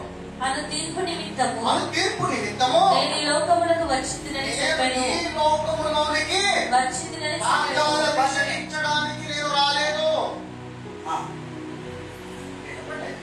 పాపమును క్షమించడానికి నేను రాలేదు. ಪಾಪ ಕ್ಷಮಿಸಲಿಕ್ಕೆ ನಾನು ಬಂದಿಲ್ಲ. మరి ఎందుకు వచ్చాడంట? ಮತ್ತೆ ಯಾಕೆ ಬಂದರು? ఏదో ఒక తీర్పు తీసుకుని ಏನು వచ్చాడు. ನ್ಯಾಯ ಮಾಡಿ ఎలాంటి తీర్పు ಎಂತ తీసుకుని వచ్చాడు? ತೀರ್ಪು ಮಾಡಲಿಕ್ಕೆ అమ్మగారి ఈ రోజు పాపాలను క్షమించడానికి అనుకుంటున్నాం కదా. ನಾವಂತೂ ಪಾಪ ಕ್ಷಮಿಸಲಿಕ್ಕೆ ಬಂದು ಹೇಳಿದಲ್ಲ. ఆ తీర్పు అనేది ఈరోజు చూద్దాం. ಆ ನ್ಯಾಯ ತೀರ್ಪು ಏನು? మత్తయి సువార్త ಅದರ ಸುವಾರ್ತೆ 5:17 5:17 5వ అధ్యాయము 17వ వచనం. 5ನೇ 17ನೇ ವಾಕ್ಯ. ಮೋಶೆಯ ಧರ್ಮಶಾಸ್ತ್ರವನ್ನಾಗಲಿ ಪ್ರವಾದಿಗಳ ವಚನಗಳಾಗಲಿ ತೆಗೆದುಹಾಕುವುದಕ್ಕೆ ನಾನು ಬಂದೆನೆಂದು ನೆನೆಸಬೇಡಿರಿ. ತೆಗೆದುಹಾಕಿ ಬಂದಿಲ್ಲ, ನೆರವೇರಿಸಕ್ಕೆ ಬಂದೆನೆಂದೇನು. ధర్మశాస్త్రములైనను ధర్మశాస్త్రములైనను ప్రవక్తల వచనములైనను ప్రవక్త వచనములైనను కొట్టివేయి వచ్చిందని కొట్టివేయవచ్చిందని తలంచవద్దు. తలంచవద్దు. నెరవేర్చుడికే గాని నెరవేర్చుటకే గాని కొట్టివేయుటకు నేను రాలేదు. కొట్టివేయుటకు నేను రాలేదు. రాలేదు. ఏంటి ఆ దీంట్లో అర్థం ఏంటి? ಇದರ ಅರ್ಥ ಏನು? ఏంటి అర్థము? ಏನ್ ಅರ್ಥ? చెప్పగలరా? ಯಾರು ಹೇಳ್ತೀರಾ ಸ್ವಲ್ಪ? దీంట్లో ఒక అర్థం ఉంది. ఒక నామం పెట్టాడు ಇದೊಂದು దేవుడు. ರಹಸ್ಯ ಇಟ್ಟಿದ್ದ ದೇವರು. ఏం పెట్టాడు? ಏನದು? దేవుడు చెప్తున్నాడు. ದೇವರು ಹೇಳ್ತಿದ್ದಾನೆ, ధర్మశాస్త్రములైన ప్రవక్తల వచనములైనను ಧರ್ಮಶಾಸ್ತ್ರವನ್ನಾಗಲಿ ಪ್ರವಾದಿಗಳ ವಚನಗಳಾಗಲಿ ತೆಗೆದುಹಾಕಿ ನಾನು ಬಂದೆನೆಂದು ನೆನೆಸಬೇಡಿ. దేనికి కొట్టివేయడానికి వచ్చాడు? ಯಾವುದಕ್ಕೆ ಬಂದಿದ್ದಾರೆ? ధర్మశాస్త్రం దేని మీద ఆధారపడింది? ಧರ್ಮಶಾಸ್ತ್ರ ಯಾವುದರ ಮೇಲೆ ಆಧಾರವಾಗಿದೆ? ధర్మశాస్త్రం నీ శరీరం మీద ఆధారపడింది. ಧರ್ಮಶಾಸ್ತ್ರ ಶರೀರ ಮೇಲೆ ಆಧಾರವಾಗಿದೆ. అందుకే ఏ శరీరాన్ని కొట్టేశాడు? ಅದಕ್ಕೆ ಯಾವ ಶರೀರ ಹೊಡೆದಾಕಿದ್ದಾರೆ? ఏ శరీరం వదిలి రమ్మన్నాడు? ಯಾವ ಶರೀರ ಬಿಟ್ಟು ಬಾ ಅಂತ ಹೇಳ್ದ? ధర్మశాస్త్రమును బట్టి నీ శరీరం కొట్టేసి ಧರ್ಮಶಾಸ್ತ್ರದ ಶರೀರ అలాగే ಹಾಗೆ ప్రవక్తల ద్వారా పలికిన ప్రతి వాగ్దానం నెరవేరాలి. ಪ್ರವಾದಿಗಳಾಗಿ ನುಡಿದಂತ ವಚನಗಳಲ್ಲಿ అంటే నీలో ఉన్న నీ లాని బయటికి తీసేసి అంటున్నాడు. ಇರುವಂತ ಧರ್ಮವನ್ನು ತೆಗೆದು ಹಾಕಿದ್ದಾರೆ. అది లా అంటే ఏంటి? ಈ ನ್ಯಾಯ ಅಂದರೆ ಏನು? ధర్మశాస్త్రము. ಧರ್ಮಶಾಸ್ತ್ರ. ధర్మశాస్త్రం అంటే ఏంటి? ಧರ್ಮಶಾಸ್ತ್ರ ಎಂದರೇನು? పాపము. ಪಾಪ. ఇక్కడ పాపమే నేను గుర్తు ಪಾಪ చేస్తున్నాను. ಧರ್ಮಶಾಸ್ತ್ರ. నువ్వు పాపమని గుర్తు చేసేదే ధర్మశాస్త్రము. ಧರ್ಮಶಾಸ್ತ್ರ. అందుకే రేపు ప్రభువు అంటారంటే ದೇವರು ಹೇಳ್ತಿದ್ದಾನೆ, ధర్మశాస్త్రములైనను ಧರ್ಮಶಾಸ್ತ್ರವನ್ನಾಗಲಿ ప్రవక్తలైనను ಪ್ರವಾದಿಗಳ ವಚನಗಳಾಗಲಿ వచనములైనను ವಚನಗಳಾಗಲಿ కొట్టివేయవచ్చునని మీరు తలంచవద్దు. ತೆಗೆದುಹಾಕುವುದಕ್ಕೆ ನಾನು ಬಂದಿರುವುದು ನೆನೆಸಬೇಡಿ. నెరవేర్చుడికే నేను ತೆಗೆದುಹಾಕುವುದಕ್ಕೆ ಬಂದಿಲ್ಲ. మరి కొట్టివేసింది ఏంటి? ಮೊದಲು ಹೊಡೆದಾಕಿದ್ದು ಯಾವುದು? కొట్టివేసింది ధర్మశాస్త్రంలో ఉన్న లాని. ತೆಗೆದುಹಾಕಿದ ಧರ್ಮಶಾಸ್ತ್ರದ ಲೋಪ. ఆ లా ఏంటి? ಆ ಲೋಪ ఆ ಏನು? లాయే పాపము. ಆ ಧರ್ಮಶಾಸ್ತ್ರ ಪಾಪ. ఆ పాపమును కొట్టివేసి ಆ ಪಾಪ ತೆಗೆದುಹಾಕಿ అలాగే ప్రవచన వచనంలో నెరవేర్చుకోవాలి. ಪ್ರವಾದಿಗಳ ವಚನಗಳ ನೆರವೇರಿಸುವುದಕ್ಕಾಗಿ ಬಂದಿದೆ. వాక్యంలో ఉన్న పరమార్థము ಇದಂತ ಅರ್ಥ. ఇది దాని యొక్క సారాంశం అర్థము. ಸಾರಾಂಶವಾಗಿದೆ. మార్క్స్ వార్త 2:17. ಮಾರ್ಕ್ಸ್ ವಾರ್ತ 2ನೇ ಅಧ್ಯಾಯ 17ನೇ ವಾಕ್ಯ. యేసు ఆ మాట విని ఆ మాట విని రోగులకే గాని రోగులకే గాని ఆరోగ్యం గలవారికి ఆరోగ్యము గలవారికి వైద్యుడు అక్కరలేదు. వైద్యుడు అక్కర్లేదు. నేను పాపలనే పిలవచ్చింది గాని నేను పాపులనే పిలవచ్చింది కానీ నీతిమంతులను పిలవరాలేదు. నీతిమంతులను పిలవరాలేదు. పిలవరాలేదు. మరి నీతిమంతుడు అంటే ఎవరు? ಮತ್ತೆ ನೀತಿವಂತರು ಯಾರು ಇಲ್ಲಿ? నీతిమంతుడు అంటే పాపం చేయనివాడా? ನೀತಿವಂತರು ಪಾಪ ಮಾಡದವರ. పాపం ఉన్నవాడు మంతుడు. ಪಾಪ ಇರುವವನೇ ನೀತಿವಂತರಾಗಿದ್ದ. పాపము లేనివాడు ఎవరంట? ಪಾಪ ಇರುವವನು ಯಾರು? పాపం లేనివాడు ఎవరు? ಪಾಪ ಇರುವವರು ಯಾರಿದ್ದಾರೆ? వాడే నిజమైన పాపి. ಅವರೇ ನಿಜವಾದ ಪಾಪಿಯಾಗಿದ್ದಾರೆ. పాపి అని చెప్పుకున్న రోజునే ನೀನು ಪಾಪಿ ಅಂತ ಹೇಳಿದರೆ నువ్వు నీతిమంతుడుగా మార్చబడతావు. ನೀತಿವಂತರಾಗಿ ಮಾರ್ಪಡ್ತೀಯ. నేను పాపమే లేనివాడిగా ఉంటే ಪಾಪ ಮಾಡಿಲ್ಲ ಅಂತ ಹೇಳಿದರೆ నువ్వే నీతిమంతుడుగా ఉన్నావు అనుకుంటున్నావు. ನೀತಿವಂತರು ಅಂತ ಹೇಳ್ತೀಯ. ఎందుకంటే ఈ శరీరంలో పర్ఫెక్షన్ లేదు. ಶರೀರದಲ್ಲಿ ಸರಿ ಇಲ್ಲ.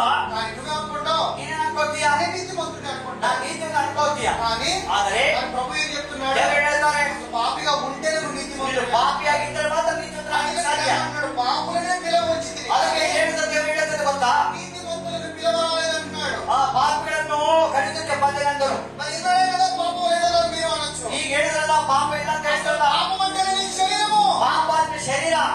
పాపమే నీ శరీరము. ಪಾಪವೇ ನಿನ್ನ ಶರೀರ. శరీరాన్ని నేను పిలుచుకోవడానికి రాలేదు. ಶರೀರ ಕಣ್ಣಿಗೆ ಬಂದಿಲ್ಲ. నీలో ఉన్న నీతిమంతుడనే స్పిరిట్ తీసుకెళ్ళడానికి వచ్చాను. ನಿನ್ನಲ್ಲಿರುವಂತ ನೀತಿವಂತನೆಂಬ ಆತ್ಮವನ್ನು ತೆಗೆದುಕೊಳ್ಳಕ್ಕೆ ಬಂದಿದ್ದೇನೆ. అర్థమవుతుందా? ಅರ್ಥ ಆಗ್ತಿದ್ಯಾ? శరీరం ఏంటంట? ಶರೀರ ಏನು ಗೊತ್ತಾ? అదే పాపం అంట. ಆ ಶರೀರ ಪಾಪಿ. ఆ శరీరాన్ని తీసుకుని వెళ్ళడానికి ಆ రాలేదు. ಶರೀರ ತೆಗೆದುಕೊಂಡು ಹೋಗಿ ಬಂದಿಲ್ಲ. ఆ శరీరంలో ఉన్న నీతిమంతుడు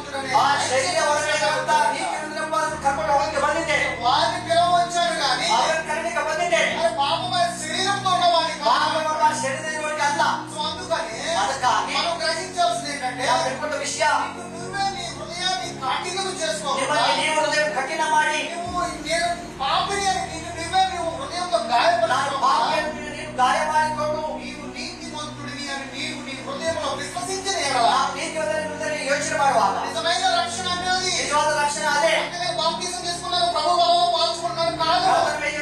ಭಾಗ್ಯ ಆಗ್ತದೆ ದೀಕ್ಷೆ ಪಡೆಯುವುದಲ್ಲ.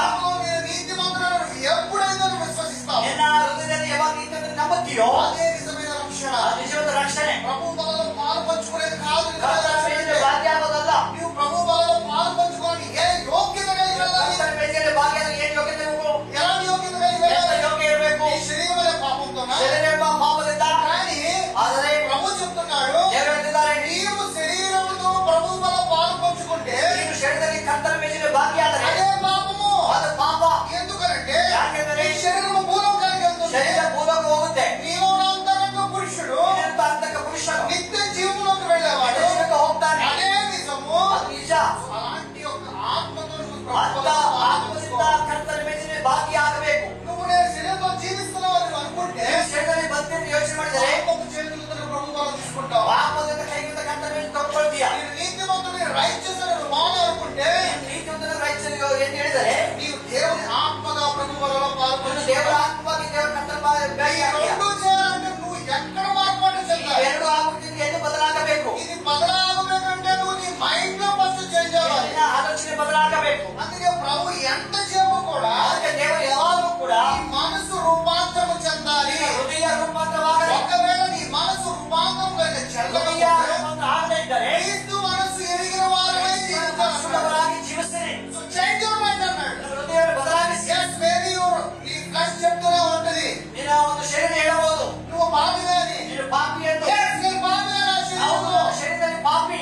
కానీ నేను జీవిస్తున్న నా శరీరంలో కాదు. ನಾನು ಬದುಕೋದು ನನ್ನ ಶರೀರದಲ್ಲಿ ಅಲ್ಲ. నేను జీవిస్తున్నది దేవుని ನಾನು ఆత్మ. ಬದುಕೋದು ದೇವರ ಆತ್ಮವಾಗಿ. నాలో ఉన్నదే నిజమని చెప్తున్నాడు. ಅದು ಇರೋದು ನಿಜ. నిజంగా అదే నిజము. ನಿಜವಾಗಿ ಅದೇ ನಿಜ. మనం చనిపోతే మనం పైకి వెళ్ళేది ఎలా వెళ్తాము? ಸತ್ತೋದ್ರೆ ಪರಲೋಕಕ್ಕೆ ನಾವು ಹೇಗೆ ಹೋಗ್ತೀವಿ? దేవుని ఆత్మకి వెళ్తాము, శరీరంతో ದೇವರ వెళ్తాము. ಆತ್ಮ ಹೋಗ್ತೀವಿ, ಶರೀರ ಹೋಗ್ತೀವ. శరీరంతో వెళ్తామా? ಶರೀರದಿಂದ ಹೋಗ್ತೀವ. మరి నీ శరీరం చెప్పింది ఎందుకు వినదు? ಶರೀರ ಹೇಳೋದು ಯಾಕೆ ಹೇಳ್ತಿದ್ಯಾ? ఇప్పుడు మనం ఇక్కడ కూర్చున్నది మన యొక్క ఎంటర్నల్ లైఫ్ ಕೂಡ ఇచ్చాడా? ನಾವು ನಿತ್ಯ ಜೀವಕ್ಕಾಗಿ మరి నిత్య జీవం కొరకు జీవించి కూర్చున్నావాడు. ನಿತ್ಯ ಜೀವ ಕೂತ್ಕೊಂಡ ನೀನು మళ్ళీ భూమిలోకి వెళ్ళిపోయి నీ శరీరం చెప్పే మాట ಮತ್ತೆ వింటున్నావు. ಹೋಗಿ ಶರೀರ ಹೇಳೋದು ಕೇಳ್ತಿದ್ಯಾ? ఎందుకంటే నువ్వు అవివేకిగా ఉన్నావు కాబట్టి. ಯಾಕೆ ನೀವು ಜ್ಞಾನಿಗಳಾಗಿದ್ದೀಯಾ? సత్యం తెలుసుకోవట్లేదు. ಸತ್ಯ ತಿಳ್ಕೊಳ್ತಾ ಇಲ್ಲ. ప్రభువుకి ఏమై చెప్తాడు? యోహాను సువార్త 6:63. ದೇವರು ತುಂಬಾ ಸ್ಪಷ್ಟವಾಗಿ ಹೇಳ್ತಾನೆ. ಯೋಸುವತೆ 6:33, 63. 6:36. యోహాను సువార్త 6వ అధ్యాయము ಯೋಸುವತೆ 6ನೇ ಅಧ್ಯಾಯ 63 దీన్ని 63ನೇ దేవుడు దేవుడు క్లియర్ గా చెప్తున్నాడు. ಸ್ಪಷ್ಟವಾಗಿ ಹೇಳ್ತಿದ್ದಾರೆ. ఆత్మయే జీవింపచేయుచున్నది. ఆత్మయే జీవింపజేయుచున్నది. ఆమేన్. ಬದುಕುವಂತದ್ದು ಆತ್ಮವೇ. శరీరము కేవలము నిష్ప్రయోజనం. శరీరము కేవలం ಮಾಂಸವು నిష్ప్రయోజనము. ಯಾವುದಕ್ಕೂ ಬರುವುದಿಲ್ಲ. తర్వాత నేను మీతో చెప్పిన నేను వారు మీతో చెప్పిన వారుగా ನಾನು ಕೇಳಿರುವ ಮಾತುಗಳೇ ఆత్మయు జీవమునై ఉన్నవి గాని ఆత్మయు జీవమునే ఉన్నవని ಆತ್ಮವಾಗಿ ಜೀವವಾಗಿ ಅವೆ. మీలో విశ్వసించిన వారు మీలో విశ్వసించిన వారు కొందరుంటారని అక్కడ వచ్చారు. ఎక్కడ విశ్వసించాలంట? ಆತ್ಮನು మన హృదయంలో విశ్వసించాలి. ಹೃದಯದಲ್ಲಿ ನಾವು ನಂಬಬೇಕು. ఎందులో జీవిస్తున్నావు? ಯಾವ್ದ್ರಲ್ಲಿ ಜೀವಿಸ್ತೀವಿ ನಾವು? దేవుని ఆత్మగా ದೇವರ జీవిస్తున్నావు. ಆತ್ಮವಾಗಿ ಜೀವಿಸಬೇಕು. అది ఇప్పుడు ప్రభువులో ఎలా పాల్పొందుతావు? ದೇವರ ಕರ್ತವ್ಯ ಮೇಲೆ ಹೇಗೆ ಭಾಗಿಯಾಗಬೇಕು? నీ శరీరంలో నువ్వు ఒకవేళ జీవిస్తున్నప్పటికీ కూడా ಶರೀರದಲ್ಲಿ ಒಂದರಲ್ಲಿ ಬದುಕಿದರೆ నేను నీతిమంతుడిని. ನಾನು ನೀತಿವಂತನು. ఒకవేళ నేను శరీరానుసారముగా ಶರೀರಾನುಸಾರ చాలా మంది ಅನೇಕರು అనేకరు ప్రభు బలమైన ఎమ్మటే ఉపవాసం చేస్తారు. ಕರ್ತನ ಮೇಲೆ ತಕ್ಷಣ ಉಪವಾಸ ಮಾಡ್ತಾರೆ. అలాగే నువ్వు ఉపవాసం చేసి నీ శరీరం తీసుకుంటే నువ్వు పాపివి. ಆತರ ಉಪವಾಸ ಮಾಡಿ ಶರೀರವನ್ನು ಬೆಪ್ಪಿಸಿದ ಪಾಪಿ. నిన్ను ఒకడు ఆల్రెడీ కడగబడ్డావు. నువ్వు ಈಗಾಗಲೇ ತೊಳೆಯಲ್ಪಟ್ಟಿದೀಯ. నిన్ను ఆల్రెడీ ఒక నీతిమంతుడు చేసేసాడు. ಒಬ್ಬ ನೀತಿವಂತ ಮಾಡಿದ್ದಾರೆ. అక్కడ నిన్ను ఆల్రెడీ సింహాసనం కూర్చోబెట్టాడు. ಈಗಾಗಲೇ ಸಿಂಹಾಸನ ಕೂಡನಾಗಿ నేను అక్కడ సింహాసనం కూర్చున్నా. ನಾನು ಸಿಂಹಾಸನ ಕೂತಿದ್ದೇನೆ. నేను ఇంకా వెంటనే ನಾನು ಇನ್ನೂ ತಿಪ್ಪೆ. నేను ఇంకా పాపినే. ನಾನು ಇನ್ನೂ ಪಾಪಿ. నేను పాపమే. యేసు వెళ్ళిన పాపి. నువ్వు శరీరంలో ఉంటే నువ్వు పాపి. ಶರೀರದಲ್ಲಿದ್ದರೆ ನೀನು ಪಾಪಿ. నువ్వు దేవుని యొక్క righteous ఆత్మ కలిగి ದೇವರ ఉన్నావు. ಆತ್ಮವಾಗಿದ್ದರೆ ನೀನು మీరు తెలుసుకోవాల్సిన సత్యం ఒకటే. ಅದನ್ನು ತಿಳ್ಕೊಂಡು ಸತ್ಯ ಇದೆ. నేను ఈ శరీరం విడిచి వెళ్ళిపోతా. ಶರೀರ ಬಿಟ್ಟು ಹೋಗ್ತೀಯಾ? కానీ ಆದರೆ సరే ఒకటి ಒಂದು ವಿಷಯ ಹೇಳಿ. మన శరీర అవయవాలు ఉన్నాయి కదా. ಶರೀರ ಅವಯವಗಳಿದಾವಲ್ಲ. ఆత్మ ఉందా, ప్రాణము కిడ్నీలో ఉందా, లివర్ లో ఉందా? ನಮ್ಮ ಪ್ರಾಣ ಹೃದಯದಲ್ಲಿ ಇದೆಯಾ, ಕಿಡ್ನಿಯಲ್ಲಿ ಇದೆಯಾ, ಲಿವರ್ ಅಲ್ಲಿ ಇದೆಯಾ? ఏ ఆత్మలో ఉంది మన ప్రాణం? ಯಾವ ಒಂದು ವಸ್ತುವಿದೆ? దేంట్లో ఉంది చెప్పండి. ಯಾವ ಅವಯವಗಳಿದೆ? ఆకారంలో ప్రాణం ఉంది. ಯಾವ ಅವಯವಗಳಿಗೆ ಪ್ರಾಣ ಇದೆ? ఆకారంలో ప్రాణం లేదు. ನಮ್ಮ ಅವಯವಗಳಿಗೆ ಪ್ರಾಣ ಇಲ್ಲ. ఎక్కడుంది? ಎಲ್ಲಿದೆ ಪ್ರಾಣ? ರಕ್ತ. రక్తంలో ఉంది. రక్తదಲ್ಲಿದೆ ప్రాణ. దీని గురించి ప్రభు ఏం చెప్తున్నాడు? దేవుడు ఏం ಹೇಳ್ತಾ ಗೊತ್ತಾ? రాసిన పత్రిక 4వ అధ్యాయం 12. ఎబ్రాయ పుస్తక 4:12. ఎందుకనగా దేవుని వాక్యము సజీవమై బలము గలదై రెండంచుల గల ఎటువంటి ఖడ్గము గల కట్టెను. ఏదంటే వాక్యం ఏమైందంటే మొదటి చదివిన వాక్యం ఏమైందంటే వాక్యం ఏడాಗಿದೆ? ఆ ఖడ్గం ఏది? ఆ ఖడ్గ ಯಾವುದು? వాక్యము. వాక్య. ఆ వాక్యం ఏమంటుంది? ఆ వాక్యం ఏడుతుంది? అప్పుడు చదువు. రెండంచులైనటువంటి కడము కంటే వాడిగా ఉండి ప్రాణాత్మలను కీళ్లను మూలుగలను విభజించినంత మట్టుకు మూలుగంటే ఏంటి? ఏంటి మూలుగా? మనం ఏమనుకున్నాము? ప్రాణం ఎక్కడుంది? ప్రాణము రక్తములో ఉంది. రక్తం ఎక్కడ పుడుతుంది? మూలుగులో పుడుతుంది. ಪ್ರಾಣ ಹುಟ್ಟುತ್ತದೆ. ఆ మూలుగులోనే నీ ప్రాణం. మూలుగా అంటే ఏంటి? కీలు మంచిగా ఉంటుంది. మటన్ దగ్గర లాగుతాం కదా, ನಾವು ಮಟನ್ ತಿನ್ನುವಾಗ ಏನು మూలుగా అంటే ఈ జాయింట్స్ కీಳುಗಳು, ఈ కీడులలో పుడుతుందంట ಆ ప్రాణం. ಕೀಳುಗಳಲ್ಲಿ ರಕ್ತ ಪ್ರಾಣ ಹುಟ್ಟುತ್ತೆ. రక్తం పుట్టిన రక్తంలో ఉంది. ರಕ್ತ ಹುಟ್ಟಿದ ರಕ್ತ ಏನಿದೆ? ఆ రక్తంలో ప్రాణం ಆ ఉంది. ಕೀಳು ಪ್ರಾಣ ಇದೆ. ఆ ఎముకల మూలుగులో విభజించిన ಆ ಕೀಲು ಮಚ್ಚಗಳನ್ನು ವಿಭಾಗಿಸುವಷ್ಟು అంతగా దూరి ದೂರಿ ಹೋಗುವಂತದ್ದು దేవుని యొక్క ఆత్మ నీలో జీవింపజేయు. ದೇವರ ಆತ್ಮ ನಿಮ್ಮನ್ನು ಬಲಿಷ್ಠವಾಗಿ ಮಾಡುತ್ತದೆ. వాక్యము ఖడ్గము ವಾಕ್ಯ ಖಡ್ಗ ఎలాగా రెండు విభాగాలుగా ಹೇಗೆ విభజించారు, ಇಬ್ಬಾಗಿ ಕತ್ತಿನಿಂದಲೂ అదే ఖడ్గము ಅದೇ ಖಡ್ಗ ఆయువేడిగా అంటే రెండు వైపులా పదులుందంట. ಎರಡು ಕಡೆಗೆ ಹಂತವಾಗಿದೆ. ఇటు కొట్టిన నెగ్గిపోతుంది, అటు కొట్టిన ಈ ಕಡೆ నెగ్గిపోతుంది. ಒಂದು ಅದು ಕತ್ತರಿಸುತ್ತದೆ, ಆ ಕಡೆ ಒಂದು అలాంటి ಕತ್ತರಿಸುತ್ತದೆ. ఒక ఖడ్గము ప్రాణాత్మ కీళ్ళ మూలుగులో ಅಂತ ಖಡ್ಗವಾಗಿ ಪ್ರಾಣಾತ್ಮ ಕೀಳು ಮಚ್ಚಗಳನ್ನು ವಿಭಾಗಿಸುವಷ್ಟು ಮಟ್ಟಿಗೂ దూర్చు నిలబడి ಅದು ದೂರ ಹೋಗುವಂತದ್ದು. ఇలాగ వాక్యం అర్థం ಈ చేసుకోవాలి. ತರ ವಾಕ್ಯ అర్థ ಮಾಡಿಕೋಬೇಕು. అంతేకాదు ప్రభు దగ్గరికి వస్తే నాకు ఇది జరుగుతుంది, ದೇವರ ಕಡೆಗೆ ಒಂದು ಇದಾಗುತ್ತೆ, ప్రభు దగ్గరికి వస్తే నాకు ఇల్లు వస్తుంది, ದೇವರ ಕಡೆಗೆ ಮನೆ ಬರುತ್ತೆ, నాకు ప్రభు దగ్గరికి వస్తే డబ్బు వస్తుంది. ದೇವರ ಕಡೆಗೆ ಬಂದ್ರೆ ಹಣ ಬರುತ್ತೆ. ఈ సంఘము నేర్పించి నేర్పించి నేర్పించి ಸಭೆ ಕಲಿಸಿಕೊಟ್ಟು ఈ విధంగా మిమ్మల్ని బలహీనంగా చేస్తుంది. ಬಲಹೀನರಾಗಿದ್ದೀರಿ. మీకు కావాల్సినంతయు శరీరానికి, ಬೇಕಾದ ಶರೀರಕ್ಕೆ. ప్రతి శరీరమే పాపము. ಶರೀರ ಪಾಪಿಯಾಗಿದೆ. పాపనిగా ఉండి పాపాత్మకు సంబంధించిన ఆలోచనలు ಪಾಪಿಯಾಗಿದ್ದು ಪಾಪಾತ್ಮ ಸಂಬಂಧ ಆಲೋಚನೆ ಇದೆ. ఎప్పుడైనా నీలో ఉన్న అంతరంగ పురుషుడు కదా నిజమైన నీతిమంతుడు. ಯಾವಾಗಲೂ ನೀನಿಂದ ಆಂತರಿಕ ಪುರುಷನ ನಿಜವಾದ ನೀತಿವಂತನಾಗಿಲ್ಲ. నీతిమంతుడి ద్వారా నువ్వు అడుగుతుంది ఏంటి? ಆ ನೀತಿವಂತರ ಮೂಲಕವಾಗಿ ನೀನು ಕೇಳೋದು ಏನು? ఏది అడగవు. ಏನು ಕೇಳಲ್ಲ. నీ శరీరం అనే పాపమును ಶರೀರಕ್ಕೆ ಪಾಪದ ಮೂಲಕ కావాల్సిన ప్రతి బలహీనత ಬೇಕಾದ ಬಲಹೀನತೆಯನ್ನ ఒకవేళ నీతిమంతుడిగా ఉన్న నీలో ఉన్న ఆత్మ ద్వారా అడిగితే, ಆತ್ಮದ ಮೂಲಕ ప్రభువా ದೇವರೇ నాకు నీ యొక్క బలము దయచేయగా, ನಾನಿನ್ನ ಬಲ ಕೊಡು ಸ್ವಾಮಿ, నాకు నీ జ్ఞానము దయచేయగా, ಜ್ಞಾನ ಕೊಡು ಸ್ವಾಮಿ, నీలో ఉన్న ఎనర్జీని దయచేయగా, ಶಕ್ತಿ ಕೊಡು ಸ್ವಾಮಿ. ఇలా ఎవరైనా ప్రార్థన ಈ చేస్తారు? ತರ ಯಾರು ಪ್ರಾರ್ಥನೆ ಮಾಡ್ತಿಲ್ಲ, ప్రార్థన చేయట్లా. ಯಾರು ಮಾಡೋದಿಲ್ಲ. మన బలహీనతలను బట్టి మనం ನಾವು ప్రార్థన ಬಲಹೀನತೆಗಳನ್ನು చేస్తున్నాము. ನೋಡಿ ಪ್ರಾರ್ಥನೆ ಮಾಡ್ತೇವೆ. కనుక బలహీనతలను బట్టి ప్రార్థన చేస్తున్నా పాపివే. ಬಲಹೀನಗಾಗಿ ಪ್ರಾರ್ಥನೆ ಮಾಡಿದ್ರೆ ಪಾಪಿಯಾಗಿದ್ದೀಯಾ. నీతిమంతుడిగా తీర్చబడ్డావు కాబట్టి ನೀತಿವಂತನಾಗಿ ನಿರ್ಣಯ ಮಾಡಲ್ಪಟ್ಟಿದ್ದೀಯಾ. దేవుని యొక్క శక్తిని ದೇವರ ಶಕ್ತಿ పొందుకోవాలి. ಹೊಂದಿ ಜೀವಿಸು. యేసు ప్రభు క్రైస్తు ఒకడేనా? ಯೇಸು ಸ್ವಾಮಿ ಹಾಗೂ ಕ್ರಿಸ್ತನ ಇಬ್ಬರು ಒಂದೇನಾ? ఒకడా కాదా? ಒಂದಾ ಹೌದಾ? వేరు వేరా? ఒకడా? ಬೇರೆ ಬೇರೆನಾ ಒಂದಾ? తెలుసా లేదా? ಗೊತ್ತಿದೆ ಗೊತ್ತಿಲ್ವಾ? యేసు ప్రభు శరీరానుసారంగా ఉన్నవాడు. ಯೇಸು ಸ್ವಾಮಿ ಶರೀರ ಪ್ರಕಾರ ಇದ್ದಂತವರು. క్రీస్తు అని ప్రత్యేకంగా ఎవరు లేరు. ಕ್ರಿಸ್ತನೆಂದು ಪ್ರತಿಷ್ಠಿಸುವಾಗ ಯಾರಿಲ್ಲ. క్రీస్తు అంటేనే ఐడెంటిటీ.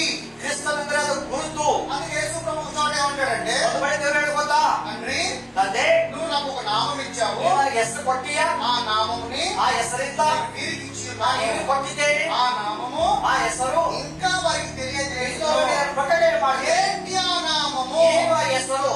ఏంటి ఆ నామము? ಏನು ಆ ಹೆಸರು? యేసు ప్రభు ఏమన్నాడు? ಯೇಸು ಹೇಳಿದ್ರು, ఆ నామములో మీరు తండ్రిని ఏది అడిగినా అన్నాడు. ನನ್ನ ನಾಮದಲ್ಲಿ ತಂದೆ ಕೇಳಿದ್ರು ಕೂಡ యేసు నామములో అడగమన్నాడా? ಯೇಸುವನ್ನು ಕೇಳಿದ್ರ అలా అడగమల్లా. ಆದ್ರೆ ಕೇಳಿದ್ದೇನೆ. ఆ నామము అన్నాడు. ನನ್ನ ಹೆಸರು ఏంటి? ಏನು? ఏంటి ఆ నామము? ಏನು ಹೆಸರು? ఆ నామమే క్రైస్ట్. ಆ ಹೆಸರು ಅಂದರೆ తండ్రి కుమారుడికి ఏ నామం ఇచ్చాడు? ತಂದೆ ಮಗನಿಗೆ ಏನು ಹೆಸರು ಕೊಟ್ಟ? క్రైస్ట్ అనే నామం ఇచ్చాడు? క్రిస్తన ಹೆಸರು ಕೊಟ್ಟ. ఆ క్రైస్తవ నామం పిల్లలకి ఎలా ఇచ్చాడు? ఆ క్రిస్తన ಹೆಸರು ಮಕ್ಕಳಿಗೆ ಕೊಟ್ಟ. నామం ఇచ్చాడు. క్రైస్తవ ಹೆಸರು ಕೊಟ್ಟ. ఈ క్రైస్తవ నామం గురించి క్రిస్తన ಹೆಸರು ఇంకా వారికి తెలియజేస్తాను. ప్రకటನೆ ಮಾಡುತ್ತೆ. ఎందుకంటే క్రైస్ట్ అంటే ఫుల్నెస్ ఆఫ్ గాడ్. ಯಾಕಂದ್ರೆ ಕ್ರಿಸ್ತನಾದು ಪರಿಪೂರ್ಣವಂತ ದೇವರಾಗಿದ್ದಾನೆ. మనం అనుకుంటాము ನಾವೇನ್ಕೊಳ್ತೇವೆ? క్రీస్తు అంటే ಕ್ರಿಸ್ತನಂದರೆ యేసు క్రీస్తు అనుకుంటాము. ಯೇಸು ಅನ್ಕೊಳ್ತೇವೆ. యేసు క్రీస్తు కాదు, క్రీస్తు వేరే, యేసు వేరే. ಯೇಸು ಬೇರೆ, ಕ್ರಿಸ್ತನ ಬೇರೆ. యేసు శరీరధారి, ಯೇಸು ಶರೀರಧಾರಿ. క్రీస్తు నిజమైన దేవుడు. ಕ್ರಿಸ್ತ ನಿಜವಾದ ದೇವರು. మనమందరం ఎందులోకి వెళ్ళాలి? ನಾವೆಲ್ಲ ಯಾರ ಬಳಿಗೆ ಹೋಗ್ತೇವೆ? క్రీస్తులోకి వెళ్ళాలి. ಕ್ರಿಸ್ತನ ಮೂಲಕ ಹೋಗ್ತೇವೆ. యేసులోకి కాదు. ಯೇಸು ಅಲ್ಲ. యేసు కూడా మనలాగే శరీరధారి. ಯೇಸು ಶರೀರಧಾರಿ. మనమందరం క్రీస్తులోకి వెళ్ళాలి. ನಾವೆಲ್ಲ ಕ್ರಿಸ್ತನಿಗೆ ಹೋಗಬೇಕು. క్రీస్తు అంతా కూడా ఫుల్నెస్ ఆఫ్ గాడ్. ಈ ಎಲ್ಲ ಕ್ರಿಸ್ತನ ಸಂಪೂರ್ಣ. అందుకే ఏ మెండు కలిగి ఉండమన్నాడు? ಯಾವ ಆಲೋಚನೆ ಇರಬೇಕು? యేసు మెండు కలిగి ఉండమన్నాడు. ಯೇಸು ಆಲೋಚನೆ ಇರಬೇಕಾ? క్రైస్తు మెండు కలిగి ಕ್ರಿಸ್ತನ ఉండమన్నాడు. ಆಲೋಚನೆ ಇರಬೇಕು. క్రీస్తు వేరే, యేసు వేరే. ಕ್ರಿಸ್ತನ ಬೇರೆ, ಯೇಸು ಬೇರೆ. క్రీస్తు మనసు కలిగి ఉండమన్నాడు. ಕ್ರಿಸ್ತನ ಮನಸ್ಸುಳ್ಳವರಾಗಿರಿ. ఇక్కడ క్రీస్తే సమస్తము. ಕ್ರಿಸ್ತನು ಸಮಸ್ತನಾಗಿದ್ದಾರೆ. మనం ఏమడుగుతున్నాం ఇప్పుడు? ನಾವು ಯಾರ ಬಳಿ ಕೇಳ್ತೇವೆ? యేసు నామములో అడుగుతాం. ಯೇಸು ಅಂತ ಕೇಳ್ತೇವೆ. మరి ఏ నామములో అడగాలి మనము? ಯಾವಾಗ ಕೇಳಬೇಕು? మనకి ఇచ్చిన నామము క్రైస్తు. ನಮ್ಮ ನಾಮ ಯೇಸು ನಾಮ.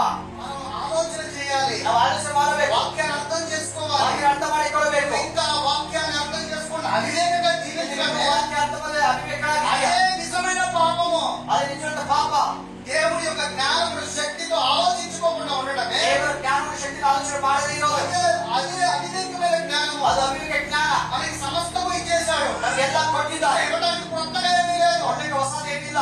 ఇవ్వడానికి ఇక ప్రత్యేకంగా ఏమీ లేదు. ಇನ್ನು ಒಳ್ಳೆಗೆ ಬೇರೆ ಹೆಸರು ಇಲ್ಲ. సమస్తము మనలోనే ఉంది. ಎಲ್ಲ ಕೊಟ್ಟಿದ್ದಾರೆ. ఒకటే నువ్వు చేయాల్సింది ಮೊದಲೇ ಮಾಡಬೇಕು. సత్యాన్ని అంగీకరించడము. ಸತ್ಯ ಅಂಗೀಕಾರ ಮಾಡು. సత్యం అంగీకరించడం అంటే ಸತ್ಯ ಅಂಗೀಕಾರ ಮಾಡೋದಂದ್ರೆ Bend your mind. ನಿಮ್ಮ ಆತ್ಮವನ್ನು ಜೀವನ ಮಾಡಿ ಮನಸ್ಸನ್ನು ಜೀವನ యేసు ಮಾಡು. ప్రభు ఏం చెప్పాడు? యేసు ప్రభు ఏం చెప్పాడు? ಯೇಸು ಏನು ಹೇಳಿದರು? నేనే మార్గము అన్నాడు. ನಾನೇ ಮಾರ್ಗ. ఏంటి మార్గం అంటే? ಏನು ಮಾರ್ಗ? మార్గం అంటే యేసులో ఉంది. ಮಾರ್ಗ ಯೇಸು ಏನಿದೆ? జ్ఞానానికి దారి చూపిస్తున్నాడు. ಜ್ಞಾನಕ್ಕೆ ದಾರಿ. ఎవరో జ్ఞానము? ಯಾವ ಜ್ಞಾನ? క్రీస్తు. ಕ್ರಿಸ್ತನು. క్రీస్తులోకి నేనే మార్గం అంటున్నాడు. ಕ್ರಿಸ್ತನಿಗೆ ನಾನೇ ಮಾರ್ಗ. సువార్తకు నిజంగా దిక్కుతుంది ఎవరు? ಸುವಾರ್ತೆಯಾಗಿ ಬಂದದ್ದು ಯಾರು? యేసు ప్రభు. ಯೇಸು ಕ್ರಿಸ್ತನು. యేసు ప్రభు కూడా మార్గం ಯೇಸು యేసులోకి. ನಮಗೆ ಮೂಲಕವಾಗಿ క్రైస్తు మైండ్లోనికి. ಕ್ರಿಸ್ತನ ಮನಸ್ಸಿನಲ್ಲಿ మరి ఆ మైండ్లో ఉండవలసిన క్రైస్తవులు వెళ్ళకుండా ಆ ಮನಸ್ಸಿನಿಂದ ಕ್ರಿಸ್ತನು ಹೋಗದೇ ಇದ್ದರೆ, శరీరానుసారమైన మైండ్లో జీవిస్తే ಸೇವಕರ ಮನಸ್ಸು ಇದ್ದರೆ మరి నువ్వు పాపే కదా. ನೀನು ಪಾಪಿ ಆಗಿದೆಯಲ್ಲ. అదే ప్రభు చెప్పాడు, ದೇವರು ಹೇಳಿದರು, ఈ శరీరానుసారమైన మైండ్ వదిలే అన్నాడు. ಶರೀರಗಳ ಆಲೋಚನೆ ಬಿಟ್ಟುಬಿಡು. ఈ శరీరానుసారమైన మైండ్కి 3 కావాలి. ಈ ಶರೀರಕ್ಕೆ ಆ ಆಲೋಚನೆ 3 ಬೇಕು. లస్ట్ ఆఫ్ ఐస్, ಆ ಇಚ್ಛೆಯ ಕಣ್ಗಳು, లస్ట్ ఆఫ్ ఫ్లెష్, ಆ ಇಚ್ಛೆಯ ಶರೀರ, లస్ట్ ఆఫ్ ప్రైడ్. ಆ ಗರ್ವ. ఈ 3 మనకి కావాలంటున్నాడు. ಈ 3 ನಾನು ನಮ್ಮದಲ್ಲ. కానీ మనం అందరం ఈ 3లోనే జీవిస్తాం. ನಾವೆಲ್ಲ ಇದರಲ್ಲಿ ಇರ್ತೇವೆ. ఈ 3లోనే జీవిస్తూ ಈ 3 ఇದ್ದು మోకాలు దండేసి ಮರಕಾಲ ಹಾಕಿ, ప్రభువా ದೇವರೇ ప్రభువా ದೇವರೇ ప్రార్థన చేస్తున్నాం. ಪ್ರಾರ್ಥನೆ ಮಾಡ್ತೇವೆ. అప్పుడు ప్రభు ఏమనుకుంటాడు? ದೇವರು ಏನಂತಾರೆ? నీ అంత పిచ్చోడురా అనుకుంటాడు. ನೀನು ಎಷ್ಟು ಹುಚ್ಚ ಆಗಿದ್ದೀಯ. సత్యము చెప్తున్నాను. ಸತ್ಯ ಹೇಳ್ತಾ ಇದ್ದೇನೆ. శరీరంలో జీవించొద్దురా. ಶರೀರದಲ್ಲಿ ಬದುಕಬೇಡ. అదే శరీరంలో నిలబడి ಆ ಶರೀರದಲ್ಲಿ ನಿಂತು ఏదైతే అడగకూడదు ನೀನೇನ್ ಕೇಳಬಾರ್ದು. అదే మళ్ళీ అడుగుతున్నారేంటి? ಅದೇ ಮತ್ತೆ ಕೇಳ್ತಿದ್ಯಲ್ಲ. ఎప్పుడు మీరు అర్థం చేసుకుంటారు? ಯಾವಾಗ ನಿನ್ಗೆ ಅರ್ಥ ಆಗುತ್ತೆ? మాట్లాడడం మాట్లాడా? ನೋವಾಗುತ್ತಾಗಲ್ವಾ? ఇప్పుడు నీ పిల్లవాడే ಈಗ ನೇಮ ಮಕ್ಕಳು వాడికి నువ్వు సత్యంగా కూడా అర్థం చేసుకోకపోతే ಸತ್ಯ ಹೇಳುವಾಗ ಅರ್ಥ ಮಾಡಿಕೊಳ್ಳದಿದ್ದಾರೆ. భయపడతావు కదా. ನಿನಗೆ ನೋವಾಗುತ್ತಲ್ಲ. అలాగే తండ్రి కూడా ಅದೇ ತಂದೆ ಕೂಡ, అలాగే తండ్రి కూడా ಅದೇ ತಂದೆ ಕೂಡ ఒక మాట అంటాడు ప్రభు. ಒಂದು ಮಾತಾಡಿದ ಕಾಡ್ತಾರೆ. ఏమని? ಏನ್ ಗೊತ್ತಾ? మిమ్మల్ని నేను వెనక్కి వచ్చి రక్షించాను. ನಾನು ನಿಮ್ಮನ್ನು ಹುಡುಕಿ ಬಂದು ರಕ್ಷಿಸಿದ್ದೇನೆ. మనల్ని వెనక్కి వచ్చి రక్షించగలండి. ನಮ್ಮನ್ನು ಹುಡುಕಿ ಬಂದು ರಕ್ಷಿಸುವುದು ಹೇಗೆ? ఎందుకంటే ఈ శరీరంలో ఉన్నాయి కాబట్టి. ಶರೀರದಲ್ಲಿ ನೀನು ಇದೆಯಾ? నువ్వేమనుకుంటావు దేవుణ్ణి? ನೀನ್ ಅನ್ಕೋ ದೇವರನ್ನು? ఇదే కదా నిజమనుకుంటున్నావు. ಇದೇ ನಿಜ ಅನ್ಕೋತೀಯ? ప్రభుగా కనబడుతున్నావు. ದೇವ್ರು ನೀನೇ ಕಾಣ್ತೀಯಾ? ఆయనలో ఉన్నవాడు కనబడుతున్నావు. ಆತನ ಒಳಗಡೆ ಇರುವುದು ಕಾಣ್ತೀಯಾ? అందుకని నేను వెనక్కి వచ్చి నేను రక్షించుకోవాలి అంటాడు. ಹುಡುಕಿ ಬಂದು ರಕ್ಷಣೆ ಮಾಡಿದ್ದೇನೆ. రక్షించడం నీ శరీరానుసారం కాదు. ರಕ್ಷಣೆ ಶರೀರಾನುಸಾರ ಅಲ್ಲ. ఆయన యొక్క రక్షణ ఎలాగా? ಅದು ರಕ್ಷಣೆ ಹೇಗೆ? ఆత్మానుసారముగా. ಆತ್ಮಾನುಸಾರ. ఆత్మే సమస్తము. ಆತ್ಮ ಸಮಸ್ತ. ఆత్మలోనే పవర్ ఉన్నది. ಆತ್ಮದಲ್ಲಿ ಶಕ್ತಿ ಇದೆ. శరీరము నిష్ప్రయోజనము. ಶರೀರ ನಿಷ್ಪ್ರಯೋಜನ. అదే ప్రభు చెప్తున్నాడు. ಅದು ದೇವರು ಹೇಳ್ತಿದ್ದಾರೆ. కానీ మనమందరం కూడా ನಾವೆಲ್ಲರೂ ಕೂಡ ప్రతి బలహీనత, ಪ್ರತಿ ಬಲಹೀನತೆ శరీరంలో మనము ಶರೀರದಲ್ಲಿ ನಾವು వాటిని ఎలా అంటే ఈ శరీరంలో మనము వాటి చెప్పేవాడికి బలహీనమైపోతాం. ಶರೀರ ಇರುವಂತ ನಾವು ಹೇಳುವಂತ ಮಾತುಗಳು ಬಲಹೀನರಾಗ್ತೇವೆ. ఎందుకు బలహీనం అవుతున్నామంటే ಯಾಕೆ ಬಲಹೀನರಾಗ್ತೇವೆ? సత్యాన్ని చెడిపట్టలేదు. ಸತ್ಯವನ್ನು ಕೇಳ್ತಾ ಇಲ್ಲ. ఒకవేళ సత్యాన్ని చెడిస్తే, ಒಂದು ವೇಳೆ ಕೇಳಿದರೆ, ఒకవేళ వాడు దొంగలాగా నీలో ప్రవేశించి ಒಂದು ವೇಳೆ ಕಳ್ಳನಾಗಿ ನಾವು ಪ್ರವೇಶ ಮಾಡಿದರೂ ಕೂಡ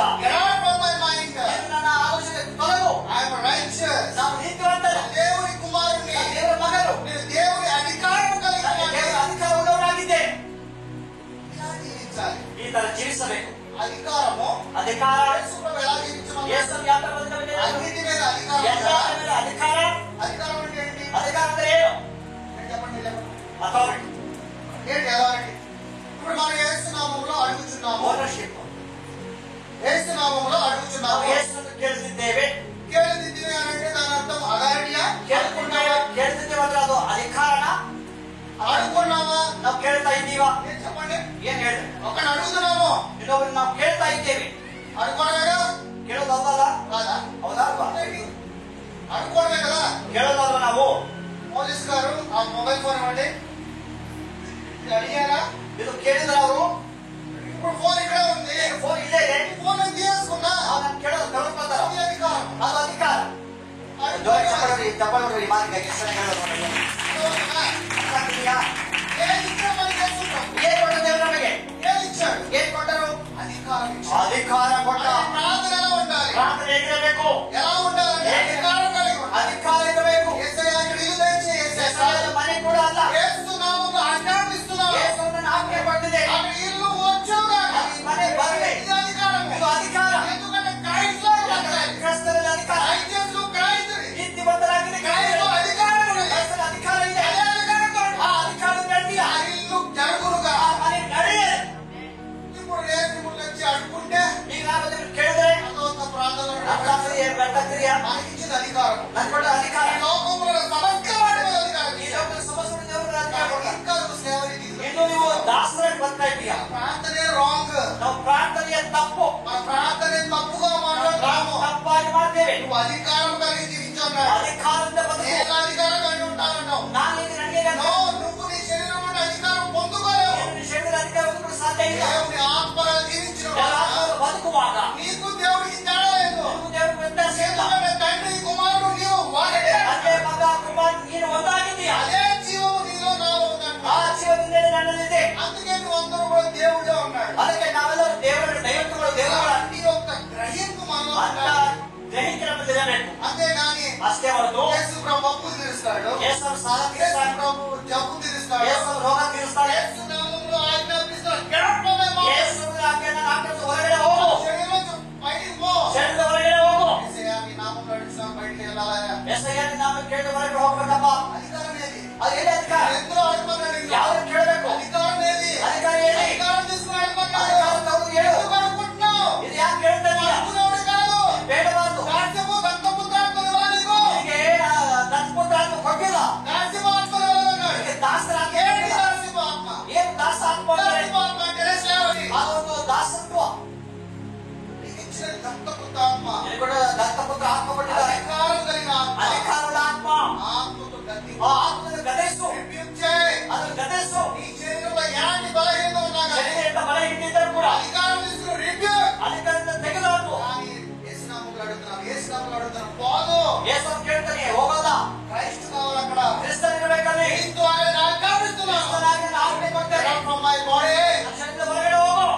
ఈ అధికారం ಈ కలిగి ಅಧಿಕಾರದಿಂದ ಇರಬೇಕು. కృపాసనం ఒక్కగే ಆ ಕೃಪಾಸನ ಮುಂದೆ ధైర్యము ద్వారా ఉన్నాడు. ಧೈರ್ಯದಿಂದ ಬಾ. ఎప్పుడు ధైర్యము? ಯಾವಾಗ ಧೈರ್ಯ? ఎక్కడ ధైర్యము? ಏನು ధೈರ್ಯ? క్రీస్తులో ధైర్యము. ಕ್ರಿಸ್ತನಿಗೆ ಧೈರ್ಯ. ఆ ధైర్యముగా జీవించు. ಆ ಧೈರ್ಯವಾಗಿ ಬದುಕು. ఎందుకంటే క్రీస్తులోకి మార్చబడ్డావు. ಯಾಕಂದ್ರೆ ಕ್ರಿಸ್ತನಲ್ಲಿ క్రీస్తులో ಮಾತ್ರ ఉన్నదే ధైర్యము. ಕ್ರಿಸ್ತನಲ್ಲಿ ಧೈರ್ಯ. క్రీస్తులో ఉన్నదే పవర్. ಕ್ರಿಸ್ತನಿಗೆ ಶಕ್ತಿ. ఆ పవర్ తీసుకుని destroy ಆ చేయాలి. ಶಕ್ತಿಯಿಂದ ನೀನು ನಾಶ ಮಾಡು. Every demon cast. ಎಲ್ಲ ಸೈತಾನ್ ಕ್ರಿಯೆಗಳು, ಎಲ್ಲ ఎన్ని devil spirits అని ಎಲ್ಲ ದುರಾತ್ಮ ಕ್ರಿಯೆಗಳು, unclean spirits అని ಎಲ್ಲ ಅಶುದ್ಧಾತ್ಮಗಳು నీలోని శక్తి పెట్టి destroy చేయాలి. ಶಕ್ತಿಯಿಂದ ನಾಶವಾಗಲಿ. అధికారం ఇచ్చాడు. ಅಧಿಕಾರ ಕೊಟ್ಟಿದ್ದಾರೆ. అధికారం నీకు ఇచ్చి ಅಧಿಕಾರ ನೀನು ಕೊಟ್ಟು నీ కాళ్ళ కింద వారి చింతగా ನಿನ್ನ తొక్కించడానికి ಕಾರ್ಯಗಳನ್ನು ನಾಶ ಮಾಡಲಿಕ್ಕೆ ಕೊಟ್ಟಿದ್ದಾರೆ. నీకు ఇచ్చిన అధికారం. ನೀನು ಕೊಟ್ಟ ಅಧಿಕಾರ. నువ్వు ಅದು ನೀನು అవన్నీ పక్కన పెట్టే ಅದೆಲ್ಲರೂ ಸರಿ ಇಟ್ಟು శరీరానికి దర్శించాలి. ಶರೀರಕ್ಕೆ ಆ ಆಶೀರ್ವಾದ ಕೊಡಿಸುವಾಗ అప్పుడు ప్రభు ఎలా ఆలోచిస్తాడు? ಎಲ್ಲಾದ್ರೂ ಏನು ಮಾಡ್ತಾರೆ? నవ్వుకుంటాడు. ನಿಮ್ಮ ನೋಡಿ ನಂಬ್ತಾರೆ. నన్ను నవ్వుకుంటాడు. ನನ್ನ ನೋಡು ನಂಬ್ತಾರೆ. ఇంకా ఇంత అర్థం చేసుకోకుండా అవివేకి మరి జ్ఞానంతో ಇನ್ನೂ ఉంటే ಅರ್ಥ ಮಾಡ್ಕೊಳ್ಳದೆ ಜ್ಞಾನದವರಾಗಿದ್ದಾರೆ. ఇప్పుడు మనం అర్థం చేసుకోకుండా మనం ఎవరము? ಈಗ ಅರ್ಥ ಮಾಡ್ಕೊಳ್ಳೋದಕ್ಕೆ ನಾವ್ಯಾರು? మన మైండ్ ఒక క్రైస్తవ ನಾವು ಒಂದು ಆಲೋಚನೆ ಕ್ರೈಸ್ತರಾಗಿ యాంటీ. ಇನ್ನೊಂದೆಲ್ಲ ಕ್ರಿಸ್ತನ ವಿರುದ್ಧವಾಗಿ ప్రభు చెప్పిన మనం ఆలోచించము. ದೇವರ ಆಲೋಚನೆ ಮಾಡೋದಿಲ್ಲ. ఆయన చెప్పిన యాంటీగా ನಾವು ఆలోచిస్తాము. ದೇವರ ವಿರುದ್ಧವಾಗಿ ಯೋಚನೆ ಮಾಡ್ತೇವೆ. ನೀವು ಯಾರು? ನೀವೇ ಅಂತ್ಯಕ್ರಿಸ್ತ. అంత్యక్రీస్తు ఎవరో ప్రత్యేకంగా ಕ್ರಿಸ್ತನ రాడు. ವಿರೋಧಿ ಯಾರು ಪ್ರತ್ಯೇಕ ఉన్నాడు. ನಮ್ಮಲ್ಲಿದ್ದಾರೆ. నీవు క్రీస్తుని విశ్వసించాలి. ನೀವು ಕ್ರಿಸ್ತನ ನಂಬಬೇಕು. విశ్వసించడం అంటే సమస్త వాటి మీద ನಂಬುವುದು ಎಲ್ಲಾದ್ರ ಮೇಲೆ ఏమి జరిగినా ಏನಾದರೂ క్రీస్తే. ಕ್ರಿಸ್ತನೇ. ఇక మీదట జీవించువాడు నేను ನೀವು కాదు. ನಾನಲ್ಲ. నా యందు నివసించు యేసు అల్లా. ನನ್ನ ಯೇಸು ಅಲ್ಲ. నా యందు నివసించు క్రీస్తు అన్నాడు. ನನ್ನ ಕ್ರಿಸ್ತನು. ఎందుకంటే క్రీస్తులో అధికారం ఉన్నది. ಕ್ರಿಸ್ತನ ಅಧಿಕಾರ ಇದೆ. క్రీస్తులో జీవం ఉన్నది. ಜೀವ ಇದೆ. క్రీస్తులో పవర్ ఉన్నది. ಕ್ರಿಸ್ತನ ಶಕ್ತಿ ಇದೆ. క్రీస్తులో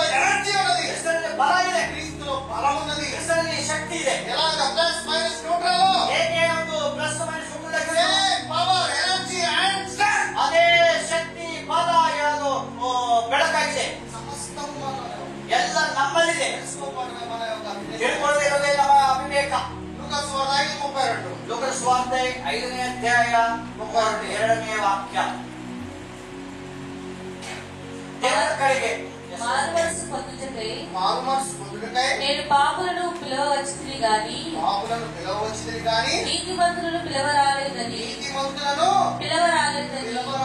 చెప్పాను. ನಾನು ನೀತಿವಂತರನ್ನು ಕರೀಲಿಕ್ಕೆ ಬಂದಿಲ್ಲ, ಪಾಪಗಳನ್ನು ಕರೆಯಲಿಕ್ಕೆ ಬಂದೆನು. అంటే ఎవరు మారు మనసు అనేది ఉందంట? ಯಾರಲ್ಲಿದೆ ನಮಗೆ పాపంలో ఉందంట. ఎవరో ఉంది మారు మనసు? ಯಾರಲ್ಲಿದೆ ಮನಸ್ಸಾಂತರ? పాపిలో ఉందంటున్నాడు. ಪಾಪಿಯಲ್ಲಿ ಮನಸ್ಸಾಂತರ ಇದೆ. ఎందుకంటే ఆ పాపి మారు మనసు పొందితే ಆ ಪಾಪಿ ಮನಸ್ಸಾಂತರ ಹೊಂದರೆ నిజమైన నీతిమంతుడిగా ನಿಜವಾದ ನೀತಿವಂತರಾಗಿ ಮಾರ್ಪಡ್ತಾರೆ. శరీరం అనే నీతిమంతుడు ಶರೀರವೆಂಬ ನೀತಿವಂತನು వాడు దేనికి వెళ్తాడు? ಅವನು ಎದಕ್ಕೆ ಹೋಗ್ತಾನೆ? వాడు మరణానికి ಅವನು వెళ్తాడు. ಮರಣಕ್ಕೆ ಹೋಗ್ತಾನೆ. అలాగే ಅದೇ మారు మనసు పొందిన ఒక పాపి ಬದಲಾದಂತ ಒಬ್ಬ ಪಾಪಿ నిత్య జీవం అనే నీతిలోకి వెళ్తాడు. ನಿತ್ಯ ಜೀವೆಂಬ ನೀತಿಗೆ ಹೋಗ್ತಾನೆ. సో అందుకనే ಅದಕ್ಕಾಗಿ ఇది నువ్వు సరి చేసుకోవాల్సిన ఎక్కడంటే ಸರಿ ಮಾಡ್ಕೋಬೇಕ ఈ మనస్సు అనే ప్రక్రియలో ನಿನ್ನ ಮನಸ್ಸೆಂಬ ಕ್ರಿಯೆಯಲ್ಲಿ నీ మనసులో మార్పాటు చెందకపోతే ಬದಲಾವಣೆ ಇದ್ದರೆ ఎప్పటికీ కూడా బాగుపడలేవు. ಯಾವಾಗ ಚೆನ್ನಾಗೋದಿಲ್ಲ. ఎందుకంటే నీ శరీరం అనే నరకములో ಶರೀರವೆಂಬ ನರಕದಲ್ಲಿ ప్రతిరోజు ಪ್ರತಿ ದಿವಸ ఏదో ఒక శోధన. ಏನಾದ್ರು ಶೋಧನೆ. మార్కు సువార్త 16 వాడుంటుంది. ಮಾರ್ಕ್ಸ್ವಾರ್ತೆ 16 వాడు రక్షింపబడును. ನಂಬುವ ರಕ್ಷಣೆ ಹೊಂದುತ್ತಾನೆ. ఏది రక్షణ? ಏನು ರಕ್ಷಣೆ? ఈ శరీరం అనే నరకమును ಶರೀರವೆಂಬ ನರಕದಲ್ಲಿ విడిచి ಬಿಟ್ಟು దేవుని ఆత్మ నీతిలోకి వెళ్ళినప్పుడు ದೇವರ ಆತ್ಮನ ನೀತಿಗೆ ಹೋಗುವಾಗ రక్షింపబడతావు. ರಕ್ಷಣೆ ಆಗುತ್ತೆ. నమ్మనవాడికి ನಮ್ಮದಿದ್ದರೆ ఈ శరీరం అనే నరకములో ಶರೀರವೆಂಬ ನರಕದಲ್ಲಿ శిక్షకు పాత్రుడైతే ಶಿಕ್ಷೆಗೆ ಒಳಗಾಗ್ತೀಯ. ఎందుకంటే ಯಾಕಂದರೆ ఈ శరీరమే పాపము. ಈ ಶರೀರ ಪಾಪಿಯಾಗಿದೆ. శరీరమే నరకము. ಶರೀರ ನರಕವಾಗಿದೆ. ఇంకా నరకము లేదు. ಬೇರೆ ನರಕ ಇಲ್ಲ. శరీరమే నీ యొక్క పాపము. ಶರೀರ ಒಂದು ನರಕವಾಗಿ పాపము ಪಾಪವಾಗಿದೆ. నుంచి నువ్వు మాపాటు పొందాలంటే ಪಾಪದಿಂದ ಬದಲಾಗಬೇಕಾದರೆ in your mind ಮುಚ್ಚಿವ ಮಾಡು. దేవుని ఆత్మగా నీవు ದೇವರ తీసుకోవాలి. ಆತ್ಮವಾಗಿ ನೀನು ಮತ್ತೆ ಹುಟ್ಟಬೇಕು. మార్క్స్ వార్త 10:45. ಮಾರ್ಕ್ಸ್ವಾರ್ತೆ ಅಧ್ಯಾಯ 10ನೇ ಅಧ್ಯಾಯ 45ನೇ ವಾಕ್ಯ. మార్క్స్ వార్త 10:45. 10:45. ಬೇಗ ಬೇಗ.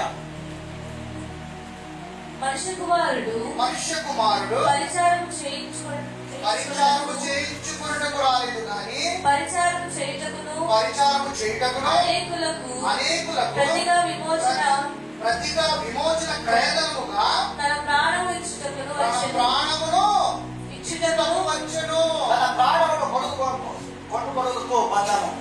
ఇక్కడ ಇಲ್ಲಿ ప్రభు ఏం చెప్తున్నాడంటే ದೇವರು ಹೇಳಿದ್ದು ಗೊತ್ತಾ? ఒరే నువ్వు పాపిని కాదని సత్యం ನೀನು చెప్తున్నాడు. ಪಾಪಿ ಅಲ್ಲ ಅಂತ ಸತ್ಯ ಹೇಳ್ತಿದ್ದಾರೆ. అలాగే ಅದೇ ತರ తన ప్రాణమును పెట్టి ತನ್ನ ಪ್ರಾಣವನ್ನು ಈಡುಕೊಡುವುದು ఒక క్రయధనం అంటే ఒక వాల్యూ, ಆ ಒಂದು ಕ್ರಯ ಒಂದು ಬೆಲೆ ಕೊಟ್ಟಿದ್ದಾರೆ. ఒక వెల ఇచ్చినది కొన్నాను ಒಂದು ಬೆಲೆ అంటున్నాడు. ಕೊಟ್ಟು ಕೊಂಡಿದ್ದಾರೆ. సో నీవు ನೀವು అలా చేసినా గానీ ಆ ತರ ಮಾಡಿದ್ರು ಕೂಡ నువ్వు ఇంకా గ్రహించట్లా. ಇದನ್ನು ತಿಳ್ಕೊಳ್ತಾ ಇಲ್ಲ. యేసు ప్రభు ಯೇಸು ಸ್ವಾಮಿ చిన్నప్పుడు ఓన్లీ బాబానే క్షమిస్తాను, ಚಿಕ್ಕ ಪಾಪ ಕ್ಷಮಿಸ್ತಾನ, మంచి వయసులో ఉన్నప్పుడు క్షమిస్తాడు, ವಯಸ್ಸಾದ ಪಾಪ ಕ್ಷಮಿಸ್ತಾನ, వృద్ధాప్యంలో ఉన్నప్పుడు క్షమిస్తాడు, ವಯಸ್ಸಾದ ಪಾಪ ಕ್ಷಮಿಸ್ತಾನ. పుట్టిన లెగిసిన కాడి నుంచి ಬೆಳಗ್ಗೆ ಎದ್ದದ್ರಿಂದ రాత్రి వరకు ರಾತ್ರಿವರೆಗೂ ಕೂಡ పుట్టిన దగ్గర మొదలుకొని ಹುಟ್ಟಿದಾಗಿಂದ చనిపోయే ಮರಣದವರೆಗೂ ಕೂಡ అంటే మరణం అంటే మనకు లేదు, ಮರಣ ಇಲ್ಲ. శరీరానుసారంగా చెప్పాల్సి వస్తుంది. ಶರೀರ ಬಗ್ಗೆ ಹೇಳಬೇಕು ನಾವು. కానీ మనకి మరణం అంటే ಅದು ನಮಗೆ ಮರಣವೆಂದರೆ జస్ట్ మన శరీరం విడిచి పెడుతుంది. ಶರೀರ ಬಿಟ್ಟು ಹೋಗದೆ ನಮ್ಮ ಮರಣ. ఇప్పుడు ಈಗ పోలీస్ గారు వాళ్ళ అక్కగారే ఉన్నారు. ಮಕ್ಕಳು ಇದ್ದಾರೆ. ఇప్పుడు వాళ్ళ యొక్క అల్లుడు ಅವರ ಅಳಿಯ ఇప్పుడు ఈ శరీరం విడిచి బయటికి వెళ్ళిపోయారు. ಶರೀರ ಬಿಟ್ಟು ಹೋಗಿದ್ದಾರೆ. ఇప్పుడు ఈ వాక్యం ఉన్నారు కదా, ಈ ಬಾಕಿ ಕೇಳಿದಾರ? ఇప్పుడు ఆయన శరీరం నుంచి బయటికి వెళ్ళాడు కాబట్టి అది సత్యమా నిజమా? ಶರೀರ ಬಿಟ್ಟು ಹೊರಗಡೆ ಹೋಗಿದ್ದಾರೆ, ಅದು ಸತ್ಯನ ಸುಳ್ಳ?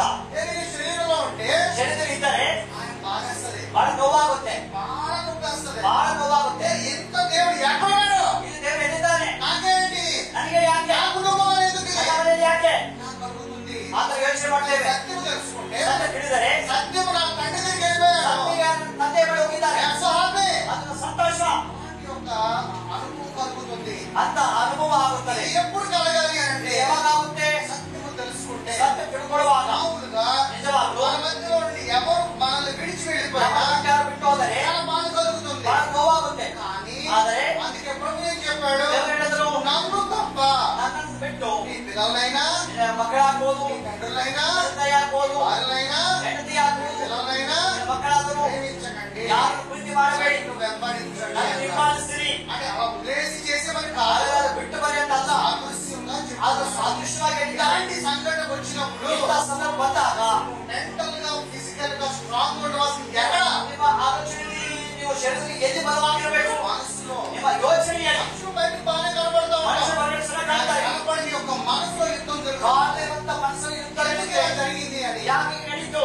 కానీ ಆದರೆ ఒకవేళ నీ శరీరమే అప్పుడు నరకమన్నప్పుడు ಶರೀರವೇ ನರಕವಾದರೆ ఇప్పుడు మనం మన శరీరం నుంచి బయటకు వెళ్ళడం అదృష్టమా లేకపోతే ಈ ಶರೀರದಿಂದ ಹೊರಗೆ ಹೋಗೋದು ಅದೃಷ್ಟನ ಅಥವಾ ನೋವಾ? బాధ? ನೋವಾ. నీ శరీరం ఉంటే బాధే. ಶರೀರ ಇದ್ದರೆ ನೋವು. ఎందుకంటే నీ శరీరం నేను ఎంత చెప్పినా సాటిస్ఫై ಶರೀರ ಎಷ್ಟಾದ್ರೂ ತೃಪ್ತಿ ಆಗಲ್ಲ. అందుకనే వాక్యము ఎప్పుడు కూడా నీ శరీరానికి తృప్తికరమైన మాటలు చెప్పదు. ಅದಕ್ಕೆ ವಾಕ್ಯ ಯಾವಾಗಲೂ ಶರೀರಕ್ಕೆ ತೃಪ್ತಿ ಆಗುತ್ತರ ಮಾತಾಡಲ್ಲ. ఒకవేళ ಒಂದು ವೇಳೆ నీవు దేవుని ఆత్మగా జీవించిన రోజున ದೇವರ ಆತ್ಮ ಬದುಕುವಾಗ ఈ లోకము ఎలా కనబడిందంట? ಲೋಕ ಹೇಗೆ ಕಾಣುತ್ತೆ? పుట్టిగా కనబడుతుంది. ಅದು ಮಬ್ಬಾಗಿ ಕತ್ತರಿ ಆಗಿರುವ ఏమీ కనబడదు. ಏನು ಕಾಣಲ್ಲ. ఒకటే విశ్వాసం. ಒಂದೇ ನಂಬಿಕೆ. దేవుని కుమారుడిని ನಾನು ದೇವರ ಮಗನು. అలా జీవించిన రోజున ಆತರ ಬದುಕುವಾಗ నిత్య జీవులో ఉన్నావా? ನಿತ್ಯ ಜೀವನ ಇದ್ದೀಯ. ఒకవేళ నీ శరీరంలో ఉండి ఉన్నట్లయితే ಶರೀರ ಇರುವುದಾದರೆ ఈ రోజు వాళ్ళ ఇంట్లో లేకపోతే రేపు పొద్దున మన ఇంట్లో ಇವತ್ತು ಅವರ ఎక్కడైనా ಮನೆಯಲ್ಲಿ జరుగుతుంది. ಇವತ್ತು ಅವರ ಮನೆಯಲ್ಲಿ ಇವತ್ತು ನಮ್ಮ ಮನೆಯಲ್ಲಿ ಎಲ್ಲಿ ఒకవేళ ఎవరి ఇంట్లో జరిగేది జరగకూడదు కాదు. ಯಾರ ಮನೆಯಲ್ಲಿ ನಡೆಯೋದು ನಡೆದೇ ಇರೋದಲ್ಲ. అయితే ఒక మాట వస్తుంది. ಒಂದು ಮಾತು ಬರುತ್ತೆ. చిన్న వయసు కదా, ಚಿಕ್ಕ ವಯಸ್ಸು, ఇంకా పెద్ద వయసు ఉంది కదా, ದೊಡ್ಡ ವಯಸ್ಸಿದೆಯಲ್ಲ, అందుకే త్వరగా వెళ్ళిపోయాడు కదా. ಅಷ್ಟು ಬೇಗ ಹೋಗ್ಬಿಟ್ಟ. ఎప్పుడు ಯಾರೆಲ್ಲ నీ శరీరంలో ఉంటే ಶರೀರ ಇರುವಾಗ ಅಂತ అలాంటి భావన ಅಂತ కలుగుతుంది. ಯೋಚನೆ ಬರುತ್ತೆ. మంచైనా చెడైనా నీ శరీరం చెడు ఉన్నప్పుడు ಒಳ್ಳೆಯದಾದ್ರೂ ಕೆಟ್ಟದಾದ್ರೂ ಶರೀರ ಮಾತ್ರ నిజం ఎక్కడికి వెళ్ళిపోయింది? ಎಲ್ಲಿ ಹೋಗುತ್ತೆ? సత్యంలోకి వెళ్ళిపోయింది. ಸತ್ಯ ಬಳಿಗೆ ಹೋಗುತ್ತೆ. నీవు ఎప్పుడు యాక్సెప్టేషన్ చేస్తావు? ಅದನ್ನು ಯಾವಾಗ ಸ್ವೀಕಾರ ಮಾಡ್ತೀಯ? దేవుని ఆత్మగా ದೇವರ ಆತ್ಮನ ಬದುಕುವಾಗ యాక్సెప్ట్ ಅದನ್ನು ಸ್ವೀಕಾರ ಮಾಡ್ತೀಯ. నీ శరీరంలో కనుక నీవు ఉంటే ಶರೀರದಲ್ಲಿ ಇರೋದಾದರೆ నీ శరీరము నెవర్ యాక్సెప్టెడ్. ಶರೀರ ಯಾವಾಗ ಅಂಗೀಕಾರ ಮಾಡೋದಿಲ್ಲ. రూపాంతరం చెందు, ಅದಕ್ಕೆ ಹೇಳೋದಂದ್ರೆ ರೂಪಾಂತರ ಆಗು. చెందు. ನೀನು ರೂಪಾಂತರ ಆಗು. చాలా మంది ಅನೇಕರು ఇప్పుడు మన దావిదాసు గారు వాళ్ళ చిన్న కుమారుడు వాళ్ళ కోడలు ఉన్నారు. ಈಗ ದಾವನವರು ನರಸಿಂಹನ ಅವರು ಚಿಕ್ಕ ಮಗ ಸೊಸೆ ಇದ್ದಾರೆ. వాళ్ళు వివాహం ఇంట్లో గురించి చూస్తారు. ಅವರು ಮದುವೆ ಆಗಿದೆ, ಮಕ್ಕಳನ್ನ ಆಸೆ ಪಡ್ತಿದ್ದಾರೆ. కానీ పిల్లలు పుట్టట్లేదు. ಮಕ್ಕಳು ಆಗಿಲ್ಲ. మరి వై? ಯಾಕೆ? ఎందుకు? దేవుడు సత్యవంతుడు కదా, ಯಾಕೆ ದೇವರು ಸಂತೋಷನಲ್ಲ? దేవుడు మిరాకిల్ గాడ్ కదా, ದೇವರು ಅದ್ಭುತ ಮಾಡ್ತಾನೆ. ఎందుకు జరగట్లేదు? ಯಾಕೆ ಆಗಿಲ್ಲ? ఎందుకంటే ಯಾಕೆಂದ್ರೆ నీవు శరీరంలో ఉండి ఉన్నట్లయితే ಶರೀರ ಇರೋದಾದ್ರೆ ఒకవేళ జరగకపోతే ನಡೀದೇ ಇದ್ದರೆ శరీరం ఏముంటుంది? దేవుడికి దూరంగా తీసుకెళ్ళిపోతుంది. ಶರೀರ ಏನ್ ಮಾಡ್ತಾ ಇದ್ರು? ದೇವರಿಗೆ ದೂರ ತಗೊಂಡು ಹೋಗುತ್ತೆ. అసలు మనం జీవిస్తున్నది మన లోన ఉన్న అంతరంగ పురుషుడు. ನಾವು ಬದುಕುವುದು ನಮ್ಮಲ್ಲಿರುವಂತ ಆಂತರಿಕ ಪುರುಷನಲ್ಲಿ ఈ సత్యమును తెలుసుకుంటే ತಿಳ್ಕೊಂಡರೆ యెహోవా ದೇವರೇ యోబు ఏమంటాడు? ಯೋಬ ಏನಂತಾನೆ? ఇచ్చింది నీవే, ಕೊಟ್ಟದ್ದು ನೀನೇ, తీసుకుంది నీవే, ತೆಗೆದುಕೊಳ್ಳೋದು ఇచ్చినా ఓకే, ಕೊಟ್ಟದ್ದು ಸ್ವಲ್ಪ ಸಂತೋಷ, ఇవ్వకపోయినా ఓకే. ಹೊರದೈದು ಸಂತೋಷ. ఎందుకంటే అప్పుడు యోబు ಯಾಕಂದ್ರೆ ಅವಾಗ ಯೋಬರು ఆత్మికంగా ఉన్నాడు దేవుడితో. ಆತ್ಮದಲ್ಲಿದ್ದ, ఒకవేళ నువ్వు శరీరము ద్వారా జీవిస్తే ಶರೀರದಲ್ಲಿದ್ದರೆ దేవుడితో వైరం పెట్టుకుంటావు. ದೇವರ ವೈರತ್ವ ಉಂಟಾಗುತ್ತೆ. దేవుడి మీద నీవు ದೇವರ ಮೇಲೆ ನೀನು జలస్ పడతావు. ನಿನಗೆ ಒಂದು ಕಹಿ ಉಂಟಾಗುತ್ತೆ, ದೇಶ ಉಂಟಾಗುತ್ತೆ. ఏమవుతుంది? ಏನಾಗುತ್ತೆ? యేసు ప్రభు చెప్పాడు, ಯೇಸು ಹೇಳಿದರು, పెళ్లి చేసుకుంటే చేసుకోండి, ಮದುವೆ ಬೇಕಾದ್ರೂ ಮಾಡ್ಕೊಳ್ರಿ, లేకపోతే ఇంకా మంచిది అని. ಬೇಕಾದ್ರೆ ಇಲ್ಲಾಂದ್ರೆ ಪರವಾಗಿಲ್ಲ. ఎందుకంటే దాంట్లో సత్యం ఉంది, ಅದ್ರ ಸತ್ಯ ಇದೆ, అందులో చాలా మర్మం ಅದ್ರ ఉంది. ಬಹಳ ರಹಸ್ಯ ಇದೆ. మళ్ళీ అదే ప్రభు అంటున్నాడు, వివాహం అనే విషయంలో ఘనమైనది. ಅದೇ ದೇವರ ಮದುವೆಗೆ ಎಲ್ಲಾ ವಿಷಯಗಳು ಘನವಾದದ್ದು. ఒకవేళ నీవు కనుక నీ యొక్క టెంప్టేషన్ కనుక నువ్వు తట్టుకోలేకపోతే ನಿಮ್ಮ ಶೋಧನೆಯನ್ನು ಜಯಿಸಿಕೊಳ್ಳಲು ಆಗದೆ ಇದ್ದರೆ అప్పుడే నువ్వు ಆಗ ನೀನು పెళ్లికి కమిట్ అవ్వన్నాడు. ಮದುವೆಗೆ ಒಪ್ಪಿಕೋ. నేనేమంటానంటే నువ్వు శరీరంలో జీవిస్తే ಶರೀರದಲ್ಲಿ ಬದುಕಿದರೆ ఒకడికి పిల్లల బాధ, ಒಬ್ಬರಿಗೆ ಮಕ್ಕಳು ಬಂದು, ఒకడికి అప్పు బాధ, ಒಬ್ಬರಿಗೆ ಸಾಲದನ್ನು, ఒకడికి శరీరంలో ఉన్న రోగం బాధ, ಒಬ್ಬರಿಗೆ ಶರೀರದ ರೋಗದ ನೋವು, పిల్లలకి కెరీర్ బాధ, ಮಕ್ಕಳಿಗೆ ಜೀವನದ ಬಗ್ಗೆ, వారి యొక్క ఎగ్జామ్స్ బాధ, ಅವರ ಎಕ್ಸಾಮ್ ಬಗ್ಗೆ, ప్రతి ఒక్కడు కూడా ఏదో ఒక బాండేజ్ లో ఉన్నానే ఉన్నాము. ಯಾರಾದೊಬ್ಬರು ಏನಾದ್ರು ಬದುಕುತ್ತಿದ್ದಾರೆ. కానీ ಆದ್ರೆ ఇప్పుడు మనము యేసు ప్రభు అంటే ఎవరు చెప్పుకుంటాము? ನಾವು ಯೇಸು ಅಂದ್ರೆ ಯಾರು ಹೇಳ್ತೀವಿ? అడుగులు బుల్లెట్, మంచి అందగాడు, ಓ, ಒಂದು ಒಳ್ಳೆ ಸೌಂದರ್ಯ ಉಳ್ಳವನು, మంచి ఫిజిక్ కలిగిన వాడు, ಒಳ್ಳೆ ದಟ್ಟಪುಷ್ಟವಾಗಿದ್ದಾರೆ, ఇలాగా ఆలోచిస్తా ఉంటాం. ಈ ತರ ಯೋಚನೆ ಮಾಡ್ತೇವೆ. యేసు ప్రభు మరి ఎలా చనిపోయాడు? ಯೇಸು ಹೇಗೆ ಸತ್ತೋದನು? యేసు ప్రభు మౌనంగా గొర్రెపిల్లగా పుట్టిపోయాడు. ಆದ್ರೆ ಮೌನವಾಗಿ ಕುರಿಮರಿಯಾಗಿದ್ದ. ఒక మీద చెప్పాలంటే ఒక హతసాక్షిగా ప్రాణం పెట్టాడు. ಹತಸಾಕ್ಷಿಯಾಗಿ ಪ್ರಾಣ ಕೊಟ್ಟ. అలాగే అపోస్తలులు ఎలా చనిపోయారు? ಅಪೊಸ್ತಲರು ಹೇಗೆ? వాళ్ళందరూ కూడా ಅವರೆಲ್ಲರೂ ಕೂಡ హతసాక్షులుగానే. ಹತಸಾಕ್ಷಿಯಾಗಿ ಸತ್ತರು. ఎందుకంటే ಯಾಕಂದರೆ మనం అనుకోవచ్చు కదా, ನೀವು ಅವ್ರು ಅನ್ಕೋಬೋದಲ್ವಾ? పేతురు గారిని అంటారు మరి తల నరికేశారంటారు. బైబిల్లో లేదు కానీ హిస్టరీ.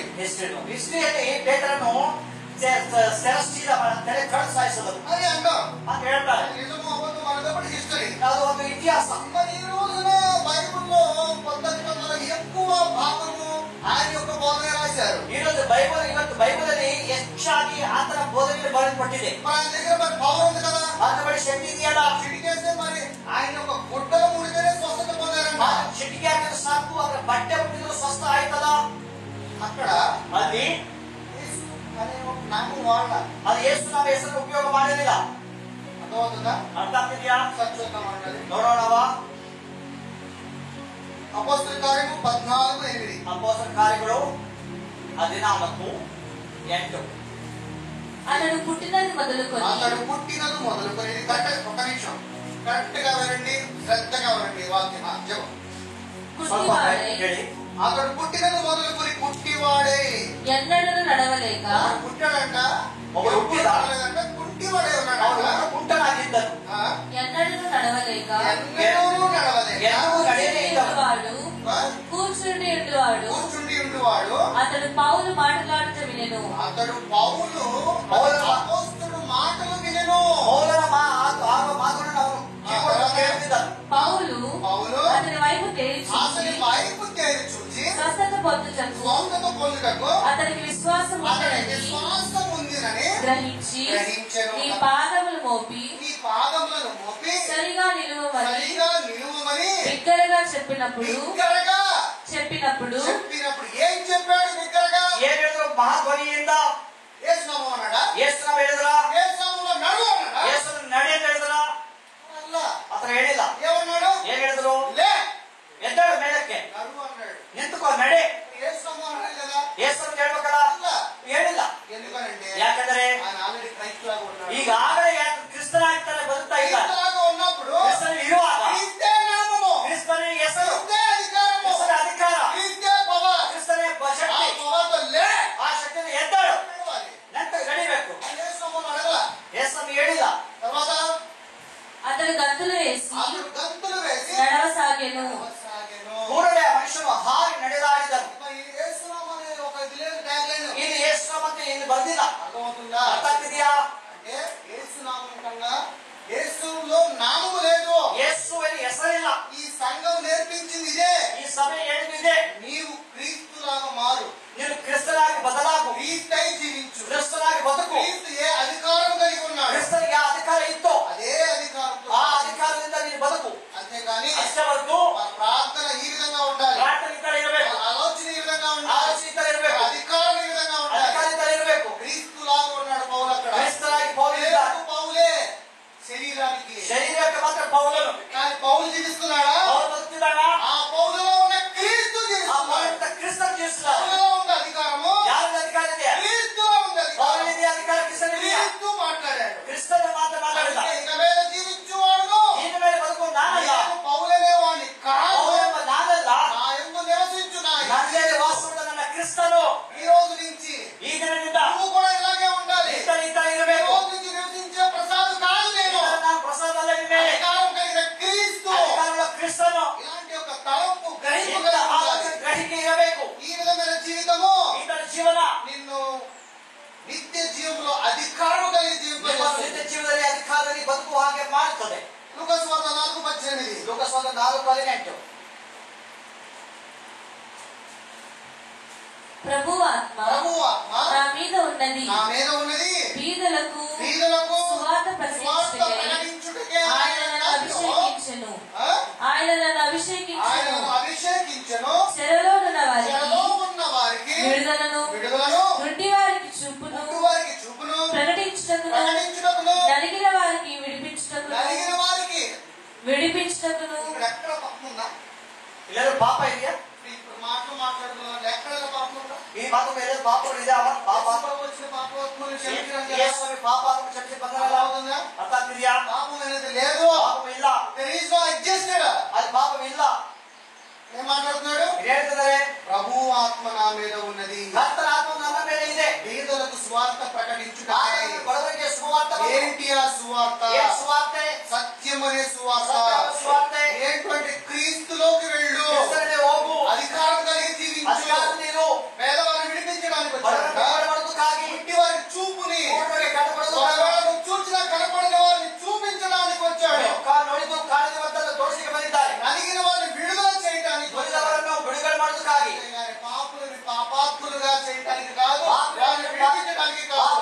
ಪಾಪ ಮಾಡಿಕಲ್ಲ, ಪಾಪವನ್ನು ಬಿಡುಗಡೆ ಮಾಡಲಿಕ್ಕೆ. ఎందుకనంటే ಯಾಕೆಂದರೆ అప్పుడున్న శాస్త్రులు, పెద్దలు, సద్దుకైలు ಆಧುನಿಕ ಪರಿಸರಗಳು, ಸದಸ್ಯಗಳು, వాళ్ళు ಶಾಸ್ತ್ರಗಳು, పాత నిబంధన ధర్మశాస్త్రము ప్రకారంగా ಧರ್ಮಶಾಸ್ತ್ರ ಪ್ರಕಾರ వాళ్ళందరూ కూడా ಅವರೆಲ್ಲರೂ ಕೂಡ శరీరానుసారమైన జీవితం ಶರೀರ జీవించారు కాబట్టి ಜೀವನ ಮಾಡ್ತಾ ఇದ್ರು. సంవత్సరానికి ఒకసారి ఆ శరీరం చేసిన పాపము ద్వారా ಶರೀರಕ್ಕೆ ಬಂದ ಪಾಪ వారు నెల చెల్లిస్తున్నారు కాబట్టి ಕ್ರಿಯೆ ಕೊಡ್ತಾರೆ. ఇప్పుడు నేను ఎంత చెప్పినా, ಎಷ್ಟು ಹೇಳಿದ್ರು ಕೂಡ ఇప్పుడు నేను మోసెస్ గారు నేను ఎంత చెప్పినా సమాధానం చేయలేను. ನನಗೆ ಅವರು ಹೇಳಿದ್ರೆ ಎಷ್ಟು ಸಮಾಧಾನ ಮಾಡಿ ಸಾಧ್ಯ ಇಲ್ಲ. వాస్తవం కాదా? ನಿಜ. ఎందుకనంటే ಯಾಕಂದ್ರೆ సాటిస్ఫాక్షన్ అవ్వలేము. ತೃಪ್ತಿ ಆಗಲ್ಲ. బికాస్ ఫ్లెష్, ಯಾಕಂದ್ರೆ ಶರೀರ శరీరం ఒప్పుకోదు. ಶರೀರ ಒಪ್ಪಲ್ಲ. మరి ఆ రోజు స్వార్థ ప్రకటిస్తున్న యేసు ప్రభు వచ్చి పాపం లేదు, నువ్వు నిత్యం రైచస్ అని చెప్తే ఎవరు నమ్ముతారు? ಆ ದಿನ ಯೇಸು ಬಂದು ಪಾಪವಿಲ್ಲ, ನೀನು ಇದು ಅಂತ ಹೇಳಿದ್ರೆ ಯಾರು ನಂಬಲ್ಲ? ಯಾರು ನಂಬಲ್ಲ? కానీ యేసు నువ్వు పాపివే, ಹೌದು, ನೀನು ಪಾಪಿ, ఈ పాపములన్నిటికీ ಪಾಪಗಳಿಗೆಲ್ಲ ప్రాణం పెట్టి నేను ನನ್ನ ಪ್ರಾಣ ಕೊಟ್ಟು ರಕ್ಷಣೆ ಮಾಡಿದ್ದೇನೆ. నువ్వు మాట చెప్పనా? ಮತ್ತೆ ಹೇಳ, యేసు ప్రభు 2025 సంవత్సరముల ముందు ಯೇಸು ಸ್ವಾಮಿ వెనక 2025 ವರ್ಷಗಳ ಹಿಂದೆ ప్రాణం పెట్టాను అంటున్నాడు. ಪ್ರಾಣ ಕೊಟ್ಟರು. కానీ ಆದರೆ జగత్పునాది వేయబడక మునుపే సిద్ధెక్కాను. ಆದರೆ ಜಗದ ಉತ್ಪಾದನೆ ಮುಂಚಿತವಾಗಿ ಶಿಲುಬೆ ಏರಿದ್ದಾರೆ. అది ఏది నిజం? ఇప్పుడు ಮತ್ತೆ ನಾವೇನ್ ಮಾಡೋದು ಈಗ? ఏది నిజం? ಯಾವ್ದು నిಜ? 2020 years బ్యాక్ మన కోసం ప్రాణం పెట్టాడు. 2025 ವರ್ಷಗಳ ಹಿಂದೆ ನಮಗೆ ಪ್ರಾಣ ಕೊಟ್ಟ ನಿಜ. అదే ప్రభు చెప్తున్నాడు, జగత్పునాది వేయబడక మునిపే ಜಗದ ಉತ್ಪಾದನೆ ಮುಂಚಿತವಾಗಿ లోకమందరి కొరకు ప్రాణం ನಾನು పెట్టాడు. ಲೋಕದ ಎಲ್ಲರಿಗೆ ಪ್ರಾಣ ಕೊಟ್ಟಿದ್ದೇನೆ. చెప్పగలరు దాని ఒక పరమార్థము? ಹೇಳಿದ್ರೆ ಅದರ ಅರ್ಥ, జగత్పునాది వేయబడక పెట్టింది ಜಗತ್ ಉತ್ಪತ್ತಿಗೆ ಮುಂಚೆ నీలో ఉన్న అంతరంగ పురుషుడు కొరకు. ಮುಂದಿರುವಂತ ಆಂತರಿಕ ಪುರುಷರಿಗಾಗಿ 2025 సంవత్సరం క్రితం పెట్టినది 2025 ವರ್ಷ ಹಿಂದೆ ಕೊಟ್ಟದ್ದು ಶರೀರಕ್ಕಾಗಿ. అర్థమవుతుందా? ಅರ್ಥಾಗ್ತಿದೆಯಾ? ఈ సత్యం తెలుసుకోండి. ಈ ಸತ್ಯ ತಿಳ್ಕೋ. ఈ రోజు నుంచి మీరు ప్రతి దాని మీద స్వతంత్రులు. ಈ ದಿನ ನೀವು ಏನಾದ್ರೂ ఒకవేళ స్టిల్ నువ్వు తప్పు చేస్తూ ఉన్నా కానీ ಈಗ ತಪ್ಪು ಮಾಡಿದರೆ అలా అని చెప్పి నేను ప్రతిరోజు తప్పు చేయొచ్చా? ಇನ್ನ ತಪ್ಪು ಮಾಡ್ಬೇಕಾ? నీలో దేవుని యొక్క రాజ్యం ఉన్నది. ಇನ್ನು ದೇವರಾಜ್ಯ ಇದೆ. నీ మైండ్ థాట్స్, ನಿನ್ನ ಆಲೋಚನೆಗಳು క్రైస్ట్ మైండ్ ఎలా ఉంటుంది? ಕ್ರಿಸ್ತನ ಆಲೋಚನೆ ಹೆಂಗಿರುತ್ತೆ? ప్రేమగా ఉంటది, ಪ್ರೀತಿಯಾಗಿರುತ್ತೆ, అధికారం కలిగి ఉంటది, ಅಧಿಕಾರ ಇರುತ್ತೆ, ఎదుటి వాడిని ప్రేమిస్తుంది. ಬೇರೆ ಪ್ರೀತಿ ಮಾಡ್ತಾರೆ. యాంటీ క్రైస్ట్ మైండ్ ఎలా ఉంటుంది? ಕ್ರಿಸ್ತ ವಿರೋಧ ಹೆಂಗಿರುತ್ತೆ? ఎటు చూసినా ಎಲ್ಲಿ ನೋಡಿದ್ರು ಕೂಡ అల్లకొల్లం చేసే మైండ్. ಅಲ್ಲೋಕದ ಆಲೋಚನೆ. ఒకవేళ అలాంటి ఆలోచన కలిగి ఉంటే ಅಂತ ఆಲೋಚನೆ ಇದ್ದರೆ యు ఆర్ నాట్ స్టిల్ ನೀವು ಇನ್ನೂ ಕೂಡ యాంటీ క్రైస్ట్ వే. ಕ್ರಿಸ್ತ ವಿರೋಧಿ, నువ్వు యాంటీ క్రైస్ట్ లాగా జీవిస్తావా? ಕ್ರಿಸ್ತ ವಿರೋಧವಾಗಿ ಬದುಕ್ತೀಯಾ? పాపములు కలిగి సమస్త వాటన్నిటి మీద అధికారం కలిగి ಪಾಪ ಎಲ್ಲ ಅಧಿಕಾರ ಕೊಟ್ಟಿದ್ದಾರೆ ಅಂತ ದೇವರು. ఎలాంటి యొక్క జీవితాన్ని జీవించిన సహోదరి ಸೇವೆ సహోదరుడా, ಮಾಡಬೇಕು ಸಹೋದರ ಸಹೋದರಿ. లూకాసు వార్త 19వ అధ్యాయం 10వ వచనము. ಲೋಕ వచ్చి రక్షించు నీ ఆత్మ, నీ శరీరమా. ಕೆಟ್ಟವರಿಂದ ಮುಖ್ಯಮಂತ್ರಿ ರಕ್ಷಣೆ ಮಾಡೋದು ನಿನ್ನ ಆತ್ಮವಾಗಿದೆ, ప్రభు ಶರೀರವಾಗಿದೆ. రక్షించు నీ ఆత్మ. ದೇವರ ರಕ್ಷಣೆ ನಿನ್ನ ಆತ್ಮ. మరి నీ శరీరం బట్టి నువ్వు ఎందుకు ಶರೀರದ చిన్నవాడుగా? ಯಾಕೆ ಮುಖ್ಯ? మరి నీ శరీరం గురించి నీ తలపులన్నీ ఎందుకు? ಶರೀರದ ಯಾಕೆ ಆಲೋಚನೆ? ప్రభు ఏం చెప్తున్నాడు? ಯಾರು ಹೇಳ್ತಿದ್ದಾರೆ? నశించిన దానిని వెనక్కి వచ్చి నేను రక్షించాను అన్నాడు. ಹುಡುಕಿ ರಕ್ಷಣೆ ಮಾಡೋದಕ್ಕೆ ಬಂದವರು. రక్షించినది నీలో ఉన్న అంతరంగ పురుషుడు. ಕೆಟ್ಟವರು ನಿನ್ನ ಆಂತರಿಕ ಪುರುಷ. ఈ శరీరం కనుక వదిలిపెడితే ಶರೀರ ಬಿಟ್ಟು ಹೋದ್ರೆ నువ్వు వెళ్ళేది ನೀವು ಹೋಗೋದು ఆత్మతో దేవుడిచ్చే అంతకు వెళ్తావు. ಆತ್ಮವಾಗಿ ದೇವರ ಬಳಿಗೆ. అంతేగాని శరీరము ಶರೀರ మట్టిలోకి, ಮಣ್ಣಿಗೆ ಸೇರುತ್ತೆ, మళ్ళా మన్నికే. ಮತ್ತ ಮಣ್ಣಿಗೆ. ఏం ఉపయోగము? ಏನ್ ಪ್ರಯೋಜನ? ఏ ప్రయోజనం లేదు. ಏನ್ ಪ್ರಯೋಜನ ಇಲ್ಲ. అందుకే యోహాను 6:6 ఉన్నాడు. నిష్ప్రయోజనము. ಯೋಶುವ 6:23 ಹೇಳ್ತದೆ, ಅದು ನಿಷ್ಪ್ರಯೋಜನ. ఈ శరీరం నిష్ప్రయోజనం ಈ ಶರೀರ అంటున్నాడు. ನಿಷ್ಪ್ರಯೋಜನ. యోహాను సువార్త ಯೋಸುವಾರ್ತೆ 3వ అధ్యాయం 17. 3ನೇ ಅಧ್ಯಾಯ 17ನೇ ವಾಕ್ಯ. లోకము లోకము తన కుమారుని ద్వారా తన కుమారుని ద్వారా రక్షణ పొందుటకే గాని రక్షణ పొందుటకే గాని లోకమునకు లోకమునకు తీర్పు తీర్చుటకు తీర్పు తీర్చుటకు దేవుడు ఆయనను దేవుడు ఆయనను ఆయనను లోకములోనికి పంపలేదు. ఇప్పుడు మన హీరోలు ఇక్కడ సంఘం చెప్తున్న మాట్లాడి ಈ ಸಭೆ ಏನ್ ಹೇಳ್ತಾ ಇದೆ? ఏం చెప్తుంది? ಏನ್ ಹೇಳ್ತಾ ಇದೆ? యేసు ప్రభు ఈ లోకానికి ఏం తీసుకురాకొచ్చారు? ಯೇಸು ಲೋಕಕ್ಕೆ ಏನ್ ಬಂದರು? తీర్పు తీసుకొచ్చారంట. ನ್ಯಾಯ ತೀರಿಸಲಿಕ್ಕೆ. సెకండ్ కమింగ్ ఏంటి? ಎರಡನೇ ಬರವಣಿಗೆ ಏನು? ఏం చెప్తా ఉంటారు? ಎಲ್ಲರೂ ಹೇಳ್ತಿರ್ತಾರೆ తీర్పు తీసాక వస్తాడు. ನ್ಯಾಯ ತೀರ್ಸಕ್ಕೆ ಬರ್ತಾರೆ. ఏమంటున్నాడు? ಇಲ್ಲಿ ಹೇಳ್ತಿದ್ದಾರೆ తీర్పు తీసాక ఆయన పంపలేదండి. ನ್ಯಾಯ ತೀರ್ಸಕ್ಕೆ ಬಂದಿಲ್ಲ. తీర్పు అంటే ఏంటి? ತೀರ್ಪು ಏನು? తీర్పు అంటే ఏంటి? ತೀರ್ಪು ಮಾಡೋದಂದ್ರೆ ಏನು? మనందరిలో నుంచే ನಮ್ಮೆಲ್ಲರಲ್ಲಿ సత్యమును తెలుసుకున్న ಸತ್ಯ ತಿಳ್ಕೊಳ್ಳುವಂತ ಕ್ರಿಸ್ತನೆಲ್ಲರು. అందుకనే ಅದಕ್ಕಾಗಿ మనకి ఇచ్చిన అధికారం ఏంటి? ನಮ್ಗೆ ಕೊಟ್ಟ ಅಧಿಕಾರ ಏನು? మనకి ఇచ్చిన పని, ನಮ್ಗೆ ಕೊಟ್ಟ ಕೆಲಸ ಏನು? మన కాళ్ళ కింద అపవాదిని కొక్కిరే. ನಮ್ಮ ಕಾಲ ಕೆಳಗಡೆ ಅಪವಾದ ತುಳಿದು ಹಾಕೋದು. ఇప్పుడు అపవాది ఎవరి కింద ఉన్నాడు? ಅಪವಾದ ಯಾರ ಕೆಳಗಡೆ ಇದ್ದಾನೆ? ಕ್ರಿಸ್ತನ ಕಾಲ ಕೆಳಗಡೆ ಇದ್ದ ಚಪ್ಪಲಿ ఎక్కడ ఉన్నాడు? ಕ್ರಿಸ್ತನ ಇದ್ದಾನೆ, నీలో ఉన్నాడు. ನಿನ್ನಲ್ಲಿದ್ದಾನೆ. నీకేం చెప్పాడు? ಹೀಗೆ ಹೇಳಿದ್ದಾನೆ, నీ కాళ్ళ కింద ನಿನ್ನ ఉన్నాడు. ಕಾಲ ಕೆಳಗಡೆ. అర్థమవుతుందా? ಅರ್ಥ ಆಗ್ತಿದೆಯಾ? ఇప్పుడు తీర్పు తీర్చడానికి కాదు, ತೀರ್ಪು ಮಾಡೋದಕ್ಕಾಗಲ್ಲ. నీలో ఉన్న క్రైస్తే బయటికి రావాలి. ಏನಂತ ಕ್ರಿಸ್ತನ ಹೊರಗಡೆ ಬರಬೇಕು. ఎలాగా? ಹೇಗೆ? నీవు సత్యము తెలుసుకోవడం వల్ల. ನೀನು ಸತ್ಯ ತಿಳಿಯೋದ್ರಿಂದ. సత్యము ఇంకా తెలుసుకోకపోతే ಸತ್ಯ ತಿಳಿದೇ ಇದ್ದರೆ క్రీస్తు రావడం ఆలస్యం అవుతూనే ఉంటుంది. ಕ್ರಿಸ್ತ ಬರೋದು ಇನ್ನೂ ತಡವಾಗುತ್ತೆ. ఇంకో మాట అంటాడు క్రీస్తు, ಇನ್ನೊಂದು ಮಾತು ಹೇಳ್ತಾರೆ, నా నామములో, ನನ್ನ ಹೆಸರಲ್ಲಿ, నా నామములో ప్రతి మోకాలు ప్రతి నాలుక వంగును. ನನ್ನ ಹೆಸರಲ್ಲಿ ಎಲ್ಲ ಮೊಣಕಾಲಾಗುತ್ತದೆ. సృష్టిలో ఉన్న వారందరూ కూడా, ಈ ಸೃಷ್ಟಿ ಎಲ್ಲರೂ ಕೂಡ ఎప్పుడైతే క్రీస్తుని కనుక మనం అంగీకరించి విశ్వసిస్తామో, ಕ್ರಿಸ್ತನನ್ನು ಅಂಗೀಕಾರ ಮಾಡಿ ನಂಬುತ್ತೇವೋ, ఆ సత్యము తెలుసుకున్నప్పుడు ಆ ಸತ್ಯ ತಿಳ್ಕೊಳ್ಳುವಾಗ అదే యేసు క్రీస్తు యొక్క రాకడ. ಅದು ಯೇಸು ಕ್ರಿಸ್ತನ ಬರವಣಿಗೆ.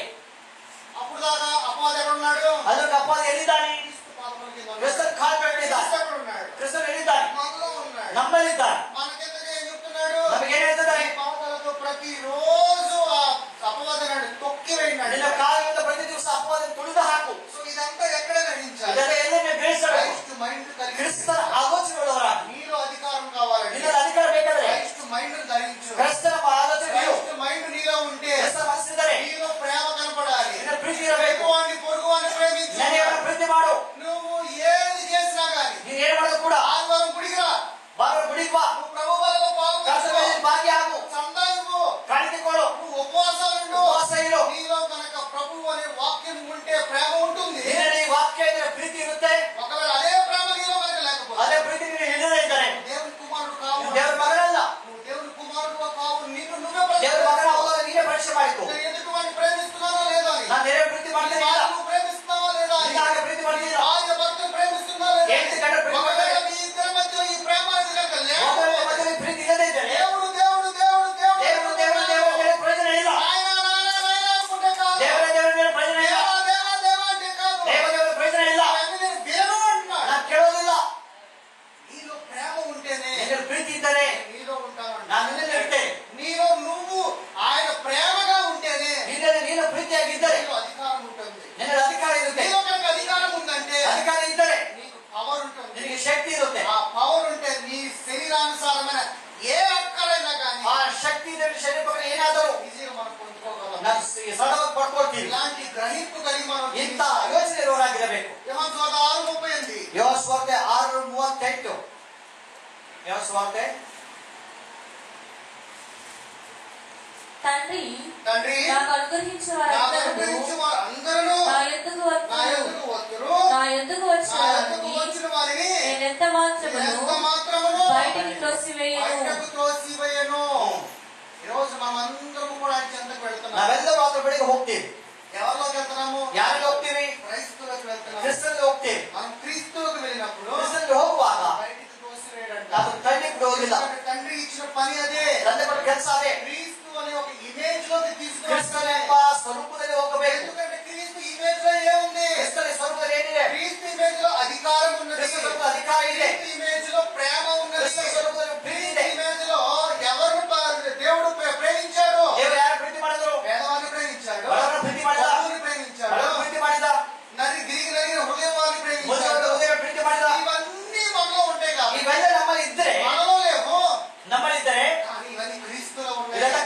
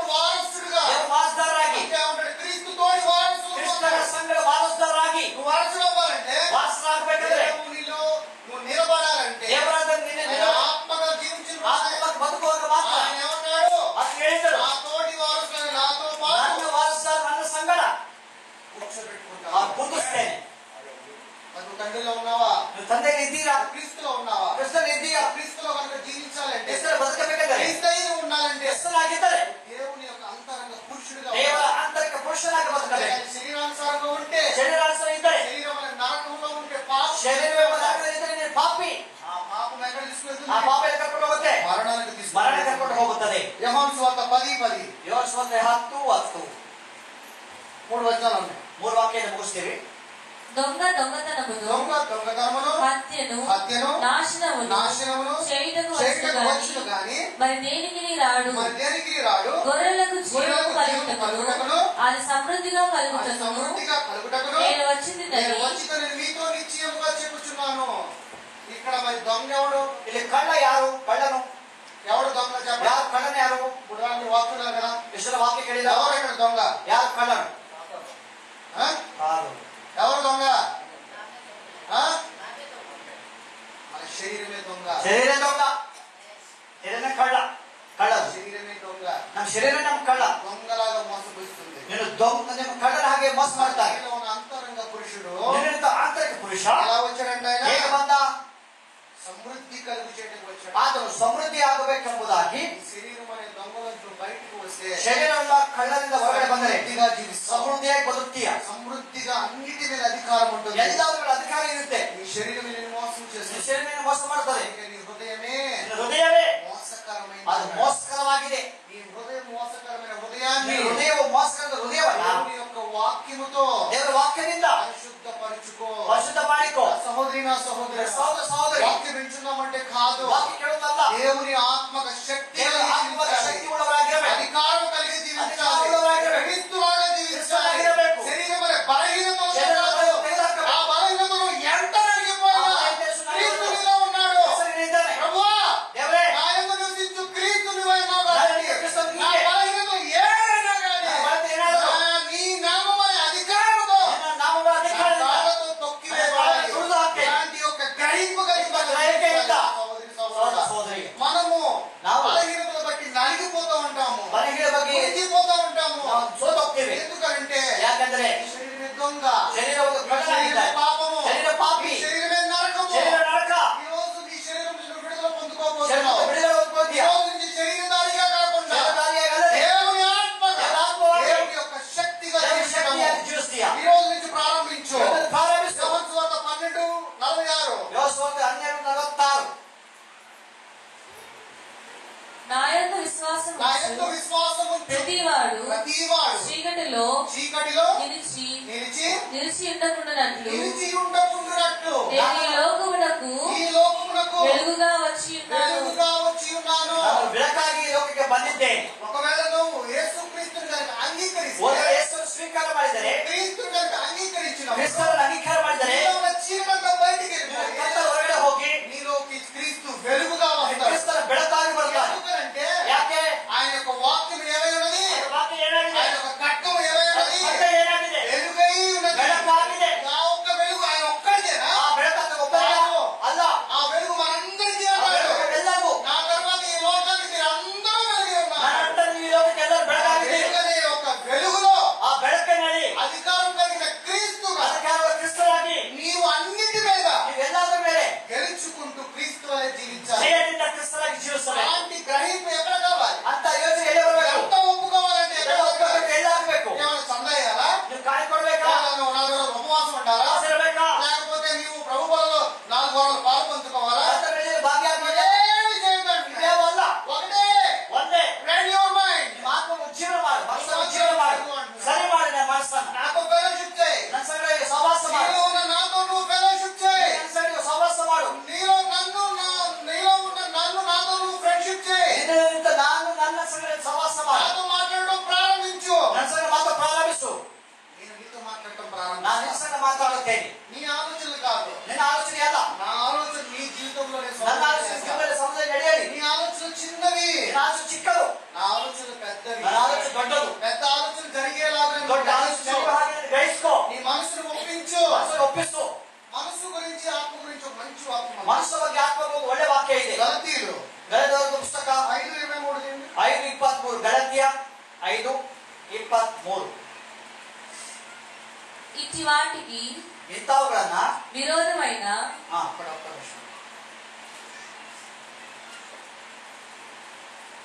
ನಾವು ಆತ್ಮನಿಂದ ಜೀವಿಸುತ್ತಿರಲಾಗಿ ಆತ್ಮಾನುಸರಿಸಿ ನಡೆಯೋಣ.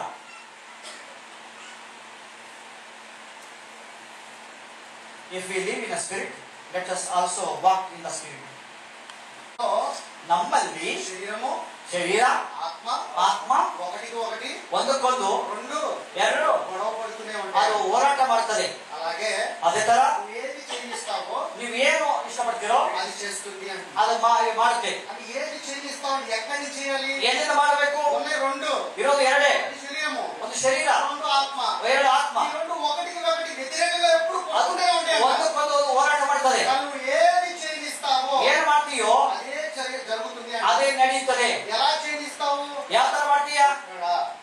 ಇಲ್ಲಿ ಆಲೋಚನೆಯಲ್ಲಿ మనసుನ ఎక్సెప్టేషన్ ద్వారా ಮನಸ್ಸಿನ ಆಲೋಚನೆಯಲ್ಲಿ నువ్వు ఏది చేయిస్తావో ಏನ್ ಮಾಡ್ತೀಯೋ అదే జరుగుతుంది. ಅದೇ ನಡೀತದೆ.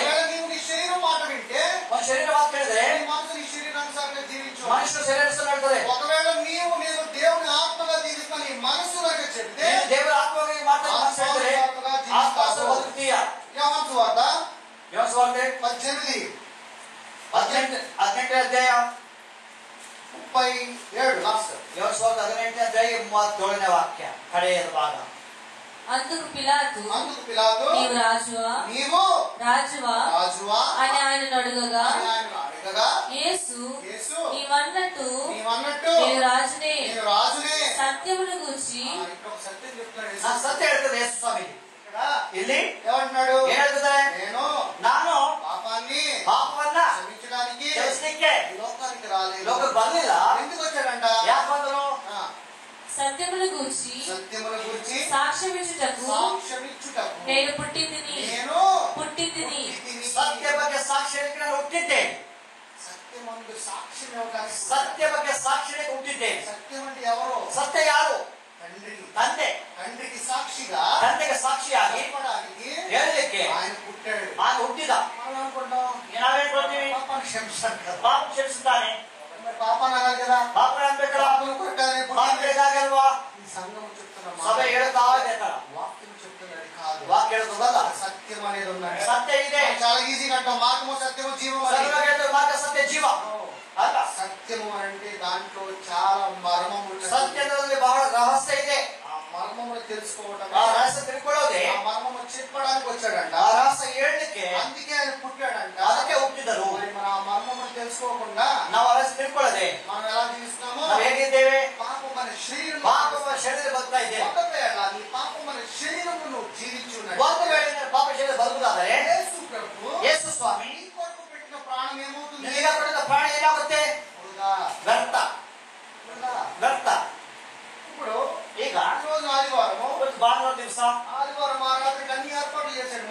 ನಾವು ಎಲ್ಲ ಸಿದ್ಧತೆ ಮಾಡಿದ್ದೇವೆ. మీరే రాకపోతే ನೀವೇ ಬರ್ದೇ ಇದ್ರೆ ఆయన చేసిన శ్రమ అంతా ನಮ್ಮ ಕ್ಷಮೆ ವ್ಯರ್ಥ. ಅದೇ ತರ నువ్వు సత్యాన్ని గ్రహించకపోతే ಸತ್ಯ ತಿಳ್ಕೊಳ್ಳದೆ ಇದ್ದಾರೆ యేసు పెట్టిన ప్రాణము, ಯೇಸು ಕೊಟ್ಟಂತ ಪ್ರಾಣ ವ್ಯರ್ಥ. ఆ శ్రమ వృధా. ಆ ಕಷ್ಟ ವ್ಯರ್ಥ. యేసు పెట్టిన శ్రమను వృధా ಯೇಸು ಮಾಡಿದಂತ ಸಮಯ ವ್ಯರ್ಥ ಮಾಡ್ತೀಯಾ? లేకపోతే యేసు పెట్టిన ప్రాణాలకు త్యాగాన్ని, ಇಲ್ಲದ್ರೆ ಯೇಸು ಮಾಡಿದಂತ ಪ್ರಾಣದ ತ್ಯಾಗವನ್ನ గ్రహించి ತಿಳ್ಕೊಂಡು ఆ సత్యము ద్వారా క్రీస్తులాగా, ಆ ಸತ್ಯದ ಮೂಲಕವಾಗಿ ಕ್ರಿಸ್ತನಿಗೆ ಬದುಕ್ತೀಯಾ? క్రీస్తులాగా మారు, క్రీస్తులాగా జీవించు, క్రీస్తులాగా నడు, క్రీస్తులాగా ఆలోచించు. ಕ್ರಿಸ್ತನಾಗಿ ಬದಲಾಗಿಸು, ಕ್ರಿಸ್ತನಾಗಿ ಬದುಕು, ಕ್ರಿಸ್ತನಾಗಿ ನಡೆ. క్రీస్తు కలిగిన అధికారం కలిగి ಕ್ರಿಸ್ತನ ಅಧಿಕಾರದಿಂದ నీ జీవితంలో నీ శరీరానుసారమైన ఏదైనా కానీ ಜೀವನ ಶೈಲಿ ಪ್ರಕಾರ ಏನಾದರೂ వాటన్నిటి మీద ಎಲ್ಲಾದ್ರ ಮೇಲೆ అధికారము కలిగి ಅಧಿಕಾರವುಳ್ಳವ ఈ రోజు నుంచే, ಈ ದಿನದಿಂದ ఇప్పుడు నుంచే ಈ ಕ್ಷಣದಿಂದ ఈ శరీరం అనే నరకము నుంచి, ಶರೀರವು ನರಕದಿಂದ ఈ శరీరం అనే పాపము నుంచి, ಶರೀರ ಪಾಪದಿಂದ నీ ಆತ್ಮ అనే నీతిలోకి, ಆತ್ಮದ ನೀತಿಯಲ್ಲಿ ఆ నీతే క్రీస్తు, ಆ ನೀತಿ ಕ್ರಿಸ್ತನು ఈ నిమిషమే నువ్వు క్రీస్తులోకి ಈ ನಿಮಿಷ ಕ್ರಿಸ್ತನ ಪ್ರವೇಶ ಮಾಡು. ఇంకా నువ్వు సంసిద్ధులు కాకుండాట్లయితే ಇನ್ನು ನೀನು ಸಿದ್ಧವಾಗಿ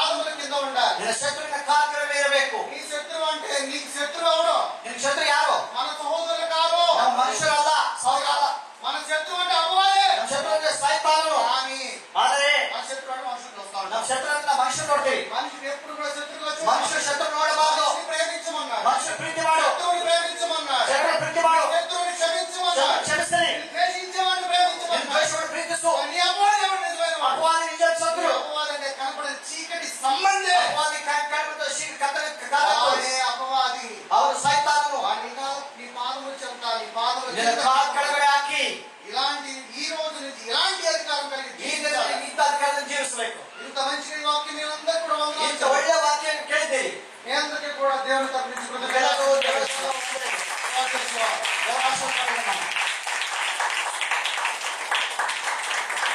హల్లెలూయా.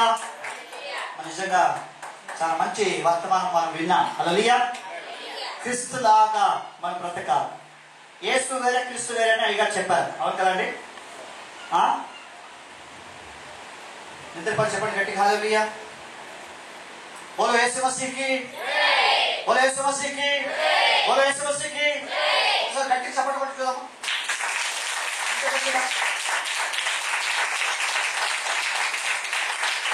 ఎందుకంటే కొందరివి కళ్ళు మూసుకోబోతున్నాయి, ఆల్రెడీ మూసుకోబోతుంది, నిద్రపోతున్నాను. హల్లెలూయా. బైబిల్లో కొత్త నిబంధనలో అయ్యగా చెప్పినట్టు ఒక్క విషయం నేను మీకు ముగించేస్తానంటే, యేసు వేరే క్రీస్తు వేరే కదా. కొత్త నిబంధనలో యేసు అనే పేరు ఇంకా కొంతమందికి ఆ పేరు పెట్టబడినాయి. హల్లెలూయా. ఆ పేరు కొంతమంది కూడా ఎలా నా పేరు మోసం, నా పేరు ఒకటే ఉంటుందా? దేశం ఎంతమంది పేర్లు ఉంటాయి? నా పేరు చాలా మంది ఉంటాయి. అలాగే ఆ యేసు కొంతమంది కూడా పెట్టుకున్నా. అందుకే ఆ ఒక వ్యత్యాసాన్ని చెప్పాలి. ఆయన కూడా సందేశం చాలా సూపర్ గా ఉంది. హల్లెలూయా. చాలా దీవెనకరమైన వర్షం మన అధికారం కలిగి ఉండాలా. సత్యంలో ఉండాలి. దేవుని వాక్యం ఉంది. హల్లెలూయా. బాగా సిద్ధం కానీ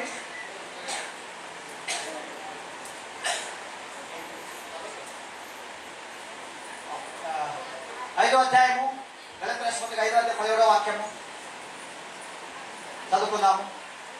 గలతీ పుస్తక 5వ అధ్యాయం 11వ వాక్య. నేను మీరు ఇదే చెప్పారు, నేను అదే వెతుకుతాను యూట్యూబ్లో, గూగుల్లో. గలతీ పుస్తక 5వ అధ్యాయం 17ನೇ ವಾಕ್ಯ. ಆದರೆ ದೇವರಾತ್ಮದಿಂದ ಉಂಟಾಗುವ ಫಲವೇನೆಂದರೆ, 5ನೇ ಅಧ್ಯಾಯ 17ನೇ ವಾಕ್ಯ.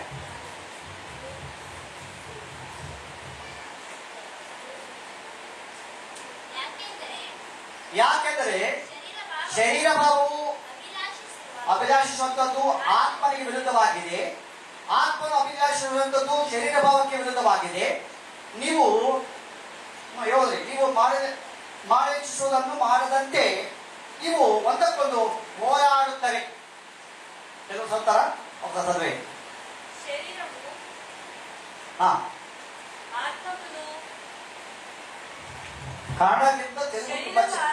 కನ್ನಡಕ್ಕಿಂತ తెలుగు ತುಂಬಾ ಚೆನ್ನಾಗಿದೆ బైబిల్. ఏమన్నాడు? ఇదేం ಹೇಳ್ತಿದ್ದಾರೆ? శరీరము ఆత్మకును, శరీర ఆత్మము, ఆత్మ శరీరమునకును, ఆత్మ శరీరకు విరోధముగా తద్విరుద్ధವಾಗಿ ఆపేక్షించును, అభిలాషవందు ఒకదానికొకటి ఇವು ಒಂದಕ್ಕೊಂದು వ్యతిరేకముగా ಅದು ಹೋರಾಡುತ್ತದೆ ఉన్నవి కనుక ಅದು ವಿರೋಧಿಲ್ಲ. మీరేమి చేయనిత్తురో ಏನ್ ಮಾಡ್ಬೇಕಂದ್ರು వాటినే చేయకుందురు. ಅದನ್ನು ಮಾಡದೇ ಇರ್ತೀರಿ. అంటే ఆత్మ మన శరీరం ఒకదానికొకటి ఎప్పుడు కూడా ಶರೀರ ಒಂದಕ್ಕೊಂದು ಒಂದಾಗೋದಿಲ್ಲ. నీ మనసు ద్వారా ನಿನ್ನ ಮನಸ್ಸಿನಿಂದ ఏదైతే చేయిస్తావో ಏನ್ ಯೋಚಿಸೋ వాటినే చేయకుందురు. ಅದನ್ನೇ ಮಾಡ್ತೀರಿ. ಇದು ವಾಕ್ಯವನ್ನು ಹೇಳಿದಲ್ಲ ಸಿಕ್ತು ಈ ವಾಕ್ಯ. ಹల్లೆಲೂಯಾ. ಕರ್ತನ ಮೇಲೆ ಸಿದ್ಧರಾಗ್ರಿ. ಪಾಸ್ಟರ್ ವಾಕ್ಯ ಹೋಗ್ತಾರೆ.